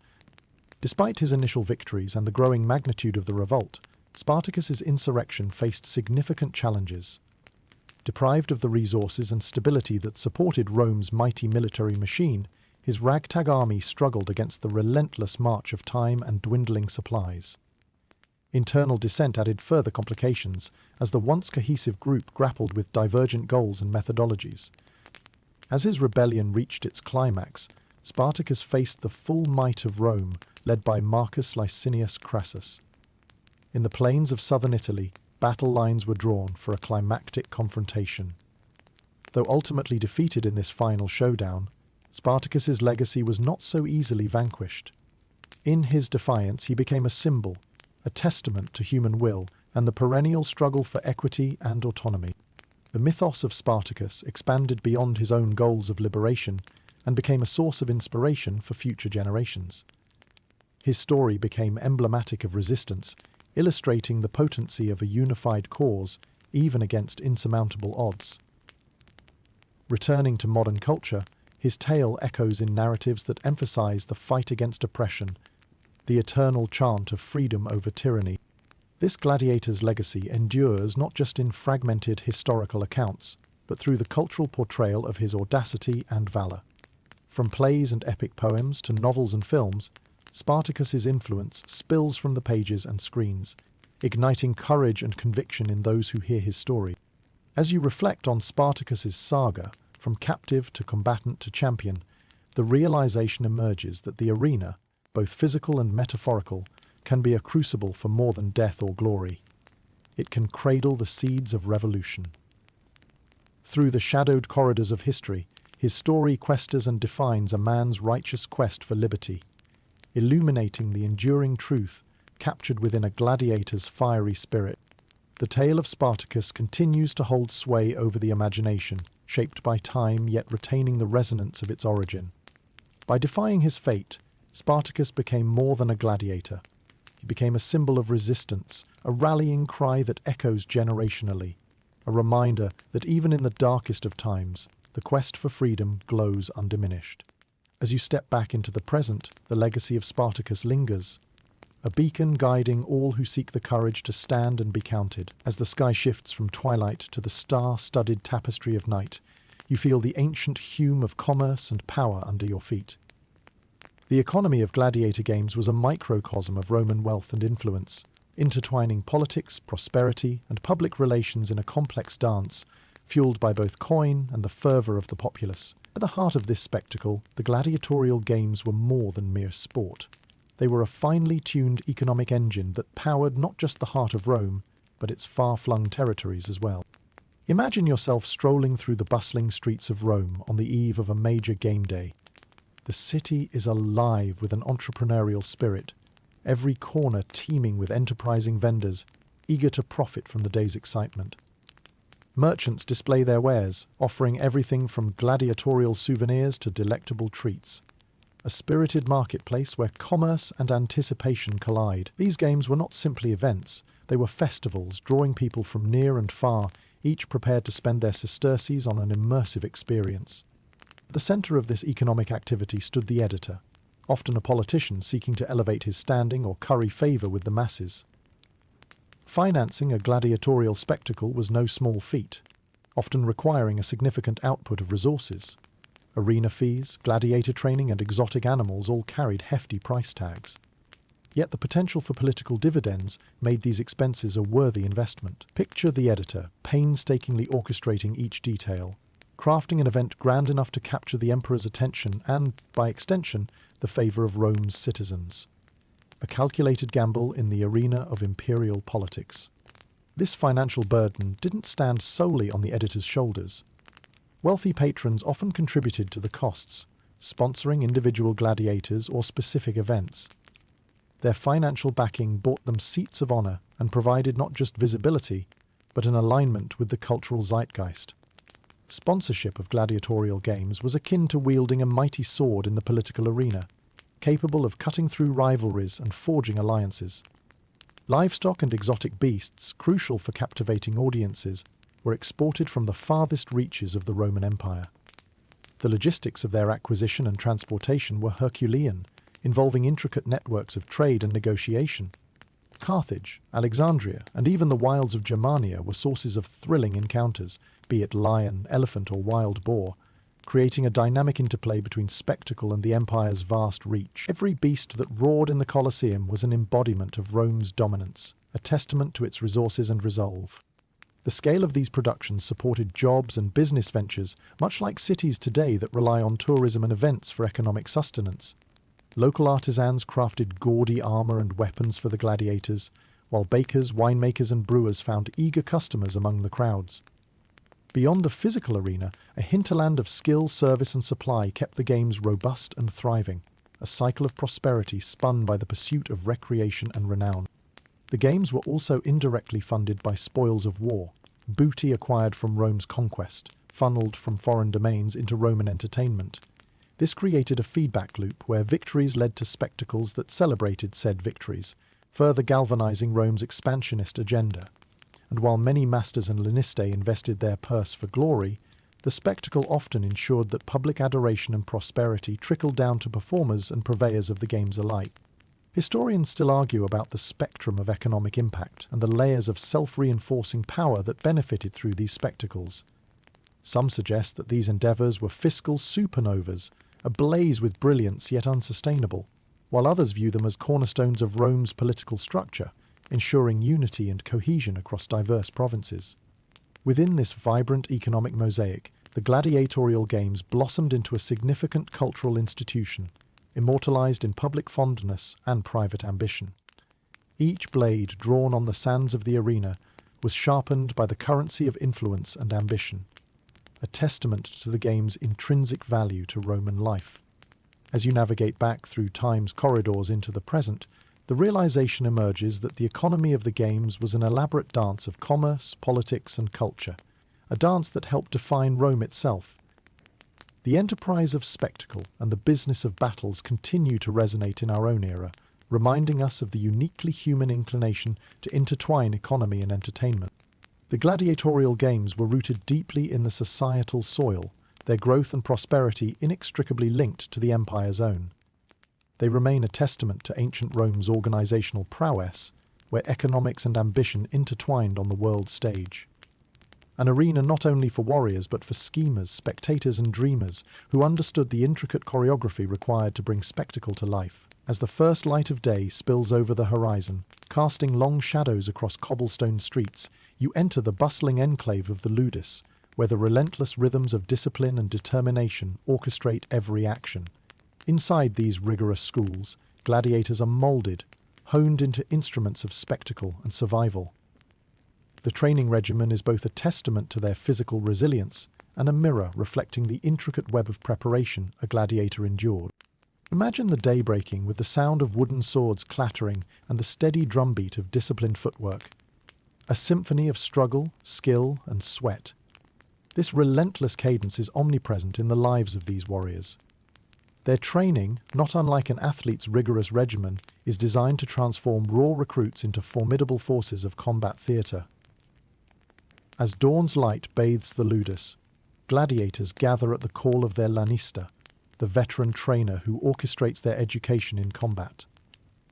Their rigorous daily practice begins with physical conditioning, essential to maintaining the formidable physiques required for the stamina-draining theatrics of the arena. Picture them engaging in exercises that echo through the ages: bodyweight calisthenics, running, jumping, and weightlifting, using rudimentary machines crafted by the skilled hands of ancient engineers. Strength and endurance are coupled with the mastery of diverse fighting techniques. Each gladiator trains in the specialized methods befitting his class, be it the strategic dodges of a retiarius or the powerful lunges of a myrmio. The practiced sword, or rudis, becomes an extension of their bodies, each movement drilled relentlessly to become second nature. The clangs and shouts of sparring echo in the crisp air, a dance of blades and bodies perfecting the art of combat, where precision and reflex must converge in a heartbeat. The unyielding training routine embeds instinctual response, allowing for split-second decisions in the heat of battle. Yet, beneath the visible muscle lies the silent strength of grit and mental fortitude, qualities fueled by training as much as by sheer will. A gladiator's psychological resilience is cultivated through simulations of combat. Their minds must be as trained as their bodies, decisions as swift as strikes. Central to the success of this demanding regimen is the sagacious lanista, who combines roles of trainer, strategist, and mentor. This experienced overseer crafts a curriculum as intricate as the steps of a dangerous waltz, recognizing each trainee's strengths and weaknesses. The lanista is the master conductor in the cacophonous symphony of combat, with a deep understanding of the artistry required to entertain and survive. The communal nature of the ludus develops bonds of fraternity among the gladiators. Through shared strain and triumph, a camaraderie emerges akin to that of soldiers who toil shoulder to shoulder.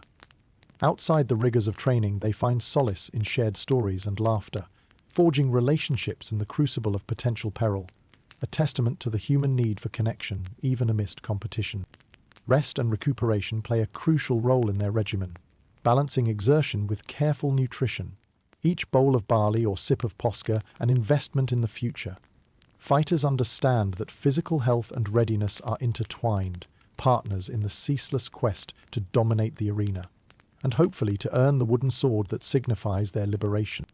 Historians still argue about the exact nature and rigor of gladiatorial training. Was it as intense as portrayed, or intensified by our myths and narratives over time? Regardless, it created gladiators who were both physically imposing and tremendously skilled at commanding attention in the spotlight. Beneath the scorching sun and the weight of their training, these men and women carved their destinies in the sands not just of the arena, but within the confines of the ludus, where sweat and strategy intertwined. These gladiators, these warriors of extraordinary artistry and strength, embodied the fruits of relentless practice and discipline, a testament to human endurance and versatility made manifest through commitment. And so, you step back from this tableau of discipline into the present, the enduring legacies of their rigorous training shining through, influencing contemporary pursuits of fitness and combat sports. The ludus was not just a training center, it was a forge, crafting legends whose echoes of endurance and agility inspire those who witness their resilience, now and throughout history. The rhythms of training, ever resonant, serve as a metaphor for the timeless struggle to blend skill with spirit, making legendary figures out of ordinary beings through unwavering dedication and relentless pursuit of excellence. In the bustling heart of Rome, amidst its cobblestone streets and vibrant forums, you find echoes of battles fought and stories told, remnants not just of gladiatorial combat, but of the narratives crafted by those who recorded them. For the gladiators, storytellers served as both chroniclers and myth-makers, capturing the essence of life on the sands and the spectacle of the arena. Yet, as with any history, these stories were often shaped by the perspectives of those wielding the pen, a complexity that continues to intrigue and challenge historians. Accounts of gladiatorial life were primarily penned by Rome's elite, senators, poets, historians, many of whom had never set foot in an arena, yet held the power to immortalize those who had. Through these writings, a fascinating tapestry of courage and carnage unfolded. Picture the eloquent words of a senator, piecing together a narrative of valor and vice, framing the games as both cultural touchstone and moral conundrum.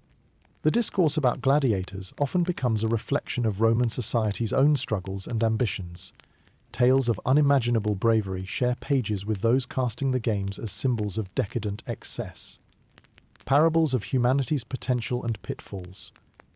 You might walk through the forum, brushing past orators debating the games, each retelling a story embellished to capture both personal and societal bias. These narratives were not impartial recountings, but were wielded as tools of influence and instruction. Historians like Livy and Tacitus wove threads of moral critique into their accounts, contrasting the glory of Rome's martial prowess with its moral decay, illustrating a society in constant negotiation with its own ideals. Thus, history written by those aligned with power became a weapon, not just carving tales of escapades, but shaping public opinion. Amid this intellectual arena, deeper questions emerge. Were gladiators esteemed or reviled? Did their existence reflect the best of Roman culture or its disintegration? Historians still argue over these legacies, their conclusions coloured by the lenses of their times.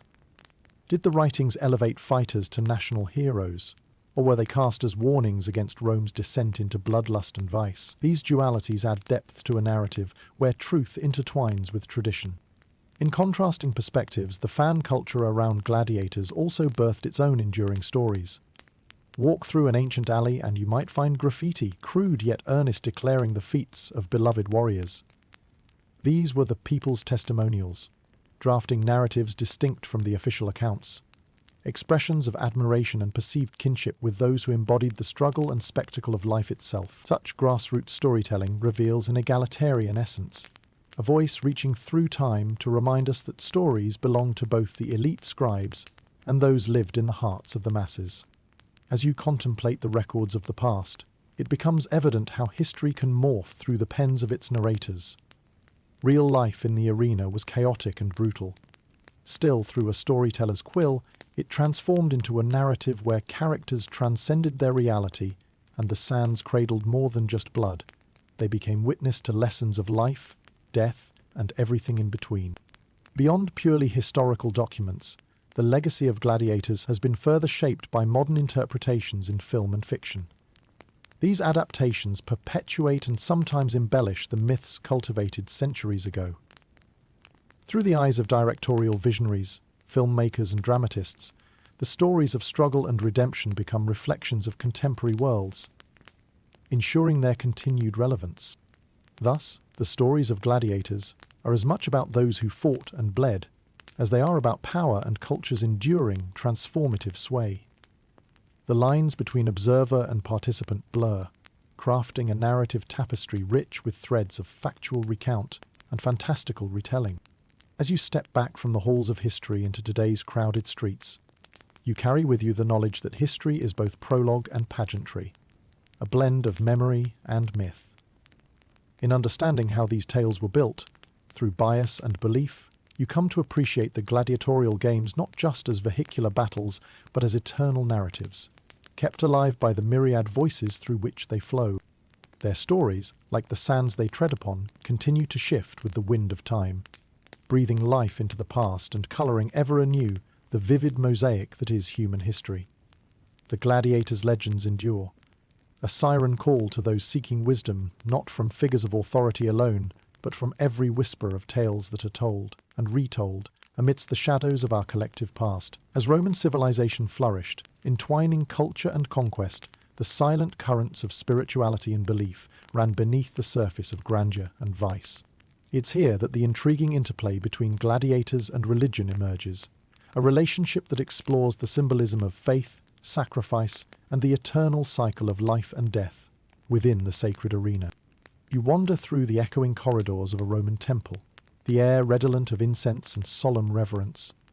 Temples were frequently located near arenas, suggesting a spiritual dimension to the spectacles that unfolded within them. The gods of Rome, it seemed, were never far from the minds of both sacrificant and spectator, their presence felt amidst the hubbub and brutality of gladiatorial combat. Consider then the dual nature of these games: entertainment intertwined with religious significance. Gladiatorial combat had its origins in Etruscan funerary rites, where bloodshed was intended to honour the deceased, appeasing the gods and guiding spirits to the afterlife. Although the games had evolved far beyond their solemn beginnings, remnants of these practices persisted, threads woven through the fabric of Roman religiosity. Picture the dedication of a grand set of games to Mars, the god of war, as part of a ritualistic festival. Emperors and patrons might align their image with divine favour, framing gladiatorial spectacle as an offering to the deities. Each clash of swords could be infused with divine purpose, meant to mirror mythic struggles and victorious battles, aligning the human pursuit with celestial machinations. This confluence imbued the games with a transcendent value beyond mere spectacle. The amphitheatre became a liminal space, where human endeavours met divine observation, a notion that was both comforting and intimidating to the Roman psyche. As a spectator, you might lift your gaze beyond the melees below to the heavens above, pondering the invisible yet palpable threads connecting each gala to Rome's revered pantheon. The symbolism of religion extended to gladiators themselves, who often took on the mantle of mythological heroes. Some entered the arena garbed as Hercules or Apollo, evoking narratives of gods descending to battle on earth. Their imitation of divinity elevated the spectacle, transforming fighters into avatars of virtue and discord, echoing ancient echoes of the mythic hero's journey. Amidst this sacred drama, the issue of death, a prominent feature of gladiatorial games, served as a reminder of the thin veil separating the mortal from the divine. This harsh truth was reflected in the game's rituals, such as the meticulous examinations of fallen gladiators for signs of life, executed with a discreet prod of a ceremonial hammer. Through these gestures, death was both enacted and revered within the amphitheater's sacred bounds, echoing the eternal cycle of mortality and rebirth. The Christian apologetics, however, reveal a contrasting narrative. For early Christians, gladiatorial games clashed with their moral codes, leading to heated critiques that viewed the spectacle as a blasphemous blood rite glorifying human brutality. While Rome saw these games as celebrations of divine favour, Christians argued they were antithetical to the teachings of peace and love. Historians still debate whether these religious controversies contributed to the eventual decline of the games or were simply one thread in a larger tapestry of social change. Despite Christianity's rise, the spectacle of the gladiatorial battles endured, possibly serving as both a cultural linchpin and a necessary structured release for social pressure. Reflecting on the intricate interplay between gladiators and religion, you recognize how these games became more than just pages in a history book. They were mirrors reflecting Rome's moral landscape and its conversation with the divine. Through the spectres of combat, Romans grappled with questions of life, death, purpose, and legacy, exploring spiritual themes that mirrored their own journey along the unfathomable ebb and flow of fate. As you navigate away from these ancient temples and arenas, still vibrant with their echoes of struggle and belief, the gladiators remain symbols of a people seeking to negotiate the earthly with the ethereal. Their legacy, interwoven with both worship and lamentation, reminds you of the timeless human endeavour to find meaning in chaos, binding histories not only through conquest and creativity, but with the enduring quest to understand the divine.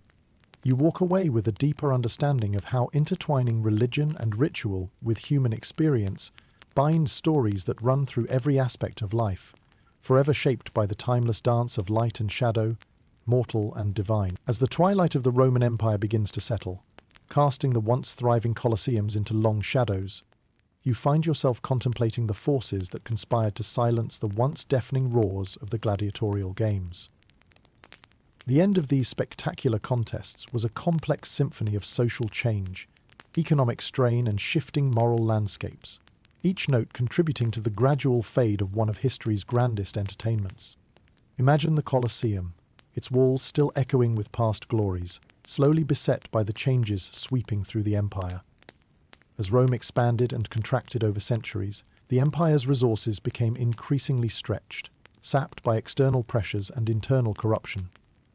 The grandeur of gladiators battling was itself a product of a prosperous time, when resources could be spared for public exhibitions. Now, in the face of diminishing funds and growing instability, the costly spectacle began to seem an extravagant burden. The late Republic's continued expansion, particularly with its campaigns in Germany and the East, exacerbated logistical challenges. With stretches of time, the quality of games diminished. The state found itself prioritizing defense over delight. The once flawless performances slowly grew into rarer occurrences as the logistical prowess behind grand productions dwindled, not dissimilar to the cycles of boom and bust that echo across human history. Consider also the evolution of Rome itself, a civilization shifting from a martial society to one where cultural pursuits reigned supreme. As political power stabilized, albeit tenuously, the philosophical leanings of the Roman elite led them to embrace the softer arts of rhetoric, philosophy, and literature. Starkly different values began permeating Roman life, gambling for primacy within the empire's soul, redefining what constituted true Roman identity and entertainment. The gladiatorial games, though deeply embedded, faced a decline in novelty. Overlaying these societal changes was the rise of Christianity within Rome. As it gained acceptance and eventually dominance, early Christian doctrine inherently clashed with the bloody spectacles. Initially persecuted, the Christians eventually emerged as a force within the empire, with their ascendancy heralding a new era of moral reform associated with the diminishing popularity of the games. Although accounts vary, there's a persistent legend that one Christian monk, Telemachus, attempted to stop a gladiatorial fight in the late 4th century, becoming a martyr whose death sparked widespread revulsion and prompted Emperor Honorius to officially ban the games in 404 CE. The Christian opposition to the moral implications of the games embodied an ideal shift toward compassion and sanctity of life. values that gradually eroded the societal appetite for exhibitions of violence and death. As Rome embraced this spiritual transformation, the Colosseum found itself more frequently hosting hunters, pugilists, and dramatists than gladiators, eventually transforming from blood-stained battlegrounds to churches and places of reflection. Historians still argue over whether it was solely the rise of Christianity that ended gladiatorial games, or rather an intertwining of economic, political, and cultural transformations. Nonetheless, these tide changes marked a shift in how Romans viewed themselves and their legacy. The games became relics of bygone brutality rather than representations of imperial might. Beyond Rome, similar shifts echoed in far-flung provinces. As local rebellions challenged Rome's grip, the economic viability of arenas came under scrutiny. Without the empire's patronage, provincial cities gradually distanced themselves from costly spectacles in favor of more civic-minded communal events. Arenas slowly became forgotten relics, memorials to a vanished epoch. As you step out from the shadows of the ancient amphitheatre into a modern world illuminated by electric lights, the quiet yet potent end of the gladiatorial era serves as a reminder of the power of societal evolution. Within these silent stones lie tales spun from conflict, morality, unity, and change, a powerful reminder that the tools of cultural reinvention lie not only in the hands of leaders, but every citizen bearing witness. The end of gladiatorial games, though solemn in its finality, was not a loss but a transformation. Into stories, into memory, into symbols of resilience and change.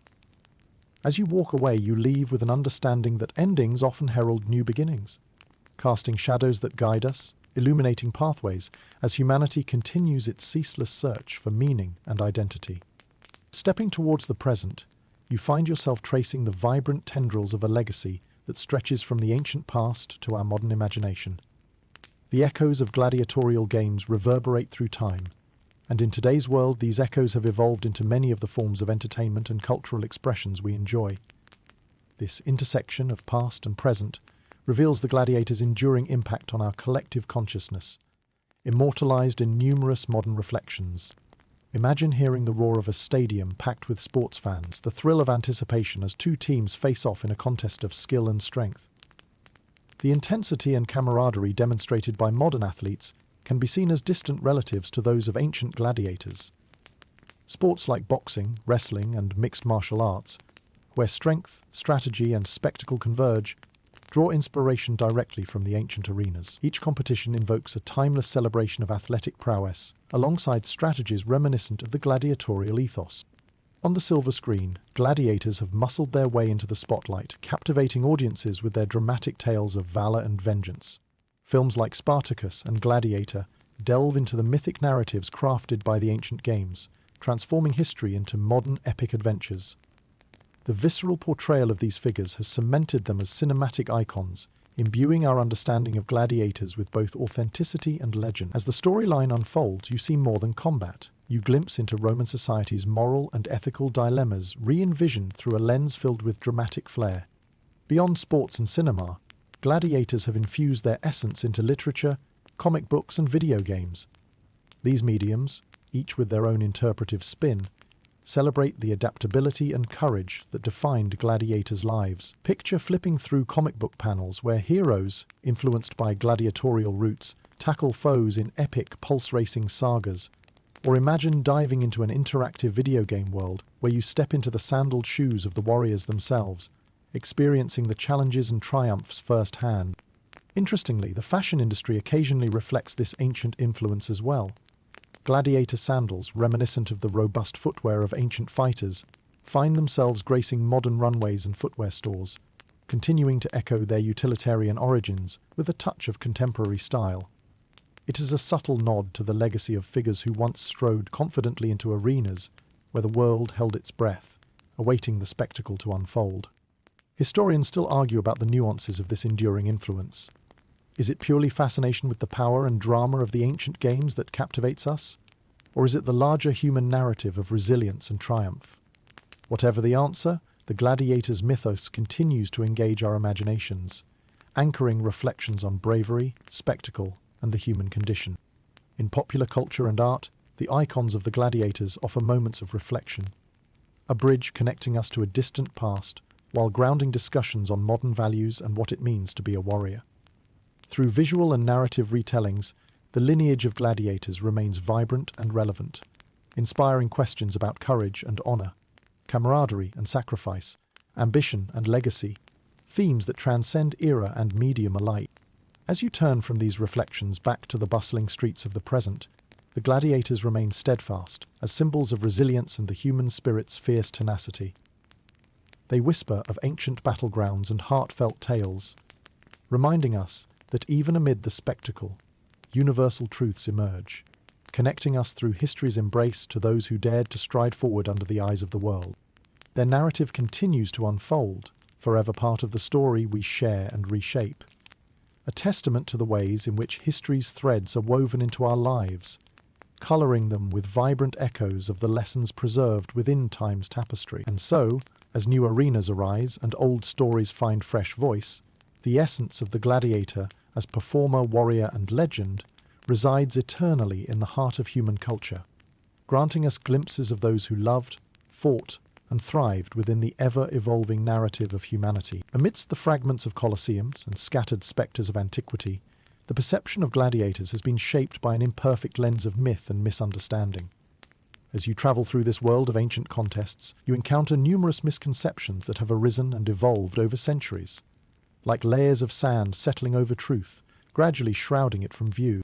Picture for a moment the iconic image of thumbs enthusiastically engaging in life or death decisions, myths popularized by cinema and literature.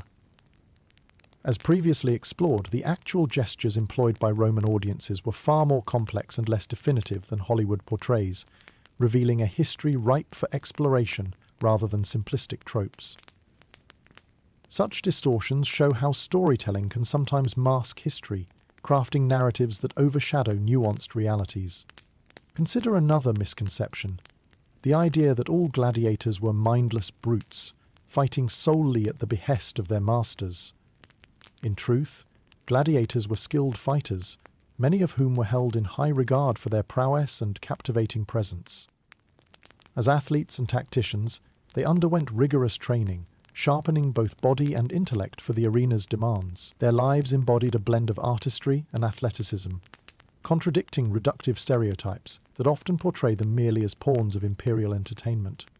Perhaps another prevailing myth is the notion that every gladiatorial match ended in death, a sensationalized image perpetuated by modern retellings.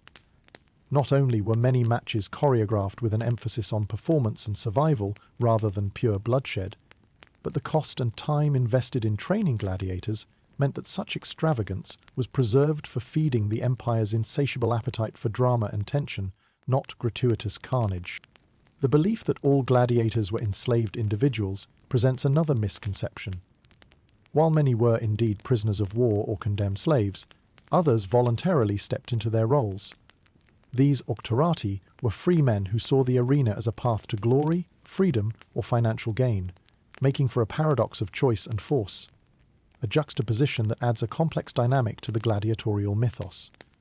Historians still argue whether our understanding of gladiators is more a reflection of our contemporary intrigue than historical accuracy.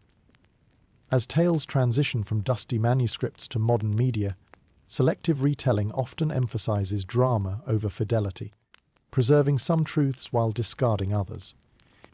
The fascination with gladiators, even with their mythos occasionally untethered from reality, speaks to the universal allure of struggle, bravery, and survival. These figures, whether alive in fact or re-envisioned in fiction, embody narratives central to our understanding of human resilience and adaptability. Their stories, and the myths that shadow them, continue to offer windows into the human spirit, fear, hope, and despair that have transcended time. As you sift through these layers of myth and reality, embracing the complexities that come with such a rich tapestry of history, you discover a deeper connection to the gladiator's world, finding it alive with possibilities and truths waiting to be uncovered. Equipped with this nuanced understanding, you carry forward lessons both learned and remembered, acknowledging that history, like the soul of the fighters themselves, is both profoundly resilient and eternally fascinating.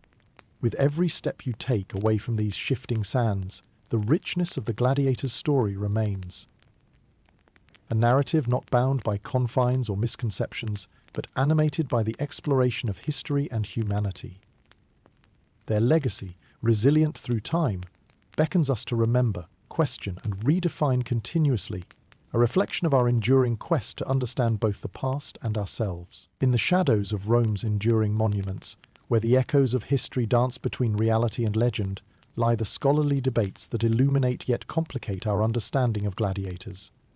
As you delve into these discussions, you find yourself at the nexus of contention and curiosity, a place where questions abound, pushing the boundaries of historical consensus.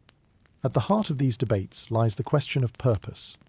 Were gladiatorial games predominantly events of mass entertainment, or did they serve a more profound socio-political role within the Roman Empire? Scholars grapple with this query, examining the complexities of Roman society where spectacle interwove with governance, social stratification, and cultural identity. To some, the games were arenas of distraction, orchestrating a harmony between power and populace. To others, they held significant cultural weight, reflecting Rome's grand narrative and its values.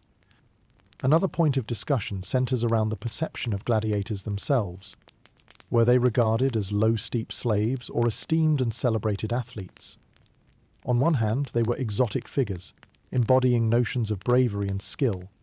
However, the stigma of servitude tainted their fame, creating a dichotomy wherein gladiators were celebrated on the sands but marginalized off them. This duality raises broader questions about social mobility and identity within the empire, sparking continued exploration among historians. The event's true mortality rate remains another hotbed of debate. While popular culture emphasizes bloody finales, evidence suggests that death was less frequent than depicted, a matter of economic prudence given the investment gladiators represented. Yet, the heroic narratives of death at the pinnacle of Glory Row counter to more mundane statistical realities. Exploring this tension reveals layers of myth-making that underpin Rome's cultural story and our ongoing fascination with its historical allure. The influence of religion on the games has also sparked discussion. Did gladiatorial combat carry religious undertones that imbued proceedings with a deeper symbolic meaning? Historians question the extent to which the games intersected with religious rites, grappling with the transformation of funerary customs into public spectacle. This thread of inquiry unravels broader themes of power, sacrifice, and divinity in Rome, elements crucial to the complexity of its society. The rise of Christianity and its impact on the decline of the games invites further debate. To what extent did shifting moral landscapes contribute to the eventual cessation of such spectacles? Did Christian moral opposition play a pivotal role, or was it merely one of many factors contributing to the game's end? This discussion provides insights into the broader transformation of Rome from a pagan powerhouse to a Christian stronghold, offering perspectives that continue to intrigue and challenge scholars. Historians still argue whether these facets represent isolated incidents or interconnected elements of a broader narrative, a contentious dance between historiography, sociology, and humanity that paints the gladiatorial games as both singular and multifaceted. As you explore these discussions, you come to appreciate the diverse tapestry of perspectives that have colored our understanding of the gladiators. From ancient scrolls and inscriptions to modern theoretical frameworks, the scholarly journey reveals itself as an ongoing process of interpretation and discovery, striving towards truth even while navigating the fog of legend. This rich dialogue lends depth and texture to the gladiatorial narrative, casting new light on the complexities of Rome and the intriguing paradoxes of its people. As debates swirl around you, the past becomes not a static chronicle, but a dynamic interaction, a living narrative that thrives within the debates of today's curious scholars. As you retreat from the thoughtful discourse to the present, the questions and arguments linger, a testament to history's enduring influence and mystery. Through exploration, debate, and reinterpretation, the gladiatorial games continue to inform, inspire, and ignite the imagination, showing how even centuries later, their story is far from complete. Their legacy speaks to the power of inquiry and the human spirit's relentless pursuit of understanding. A journey that transcends time as we piece together the fragments of our shared past, one debate at a time. The Gladiators' story stands as a symbol of this quest, reminding us of the complexity and richness that comes with comprehending history and the human condition. As the pages of history turn and the echoes of gladiatorial games fade into the distant corridors of time, you stand on the threshold of understanding the profound legacy left by these remarkable warriors. Gladiators, with their captivating blend of strength, sacrifice, and spectacle, continue to inspire a deep reflection on the human condition, a testament to their enduring impact on world culture. The legacy of the gladiator is written not just in stone amphitheatres, but in the very fabric of human storytelling. These warriors symbolize the eternal struggle between life and death, freedom and oppression, a narrative that transcends the arena and resonates in the heart of every society. Their tales of courage and defiance echo through the ages, transforming them into icons of resilience and fortitude. Reflect on the gladiators' role as both entertainers and warriors. They stood as embodiments of human will made manifest, navigating the perilous line between spectacle and survival. Their ability to captivate and inspire people remains undiminished, inviting audiences to explore the depth of human emotion, from safety and, for those ancient souls, empowerment. Cultural symbols of triumph and tragedy, their stories have been reimagined across all forms of media. Film, literature, art, drawing on the compelling drama of their lives and transforming it into narratives that explore broader themes of honor, humanity, and sacrifice. In these retellings, you see them enlarged to epic proportions, their coats of armor glinting under the harsh spotlight of fictional and factual alike, both timeless and transient. Their rituals, meticulously crafted strategies, and the ethical dilemmas of life and death confront us through scholarly discourse and popular culture alike. Such inquiries challenge assumptions and traditions, imploring reflection on deeper issues. Did these warriors truly embody heroism, or were they trapped figures? A fusion of gladiatorial sport and metaphor. As you contemplate these reflections, consider the arenas themselves, both silent and vibrant within their ruins, places where the echoes of visceral conflict once entwined with cheers. Each stone bears witness to the legacy of the gladiators, challenging us to embrace both their humanity and their symbolism, urging us to acknowledge the complexity inherent in their stories. The gladiators' narrative also serves as a reminder of the intricate relationship between culture and power, the ways societies entertain and shape themselves, reflecting broader truths about societal values, ambitions, and identities. In closing, as you embrace the twilight of this narrative, the gladiators remain silent but ever-present stewards of these complex tales. Their stories are constellations within the cosmos of history, offering guidance, inspiration, and contemplation as we navigate the ever-shifting sands of time.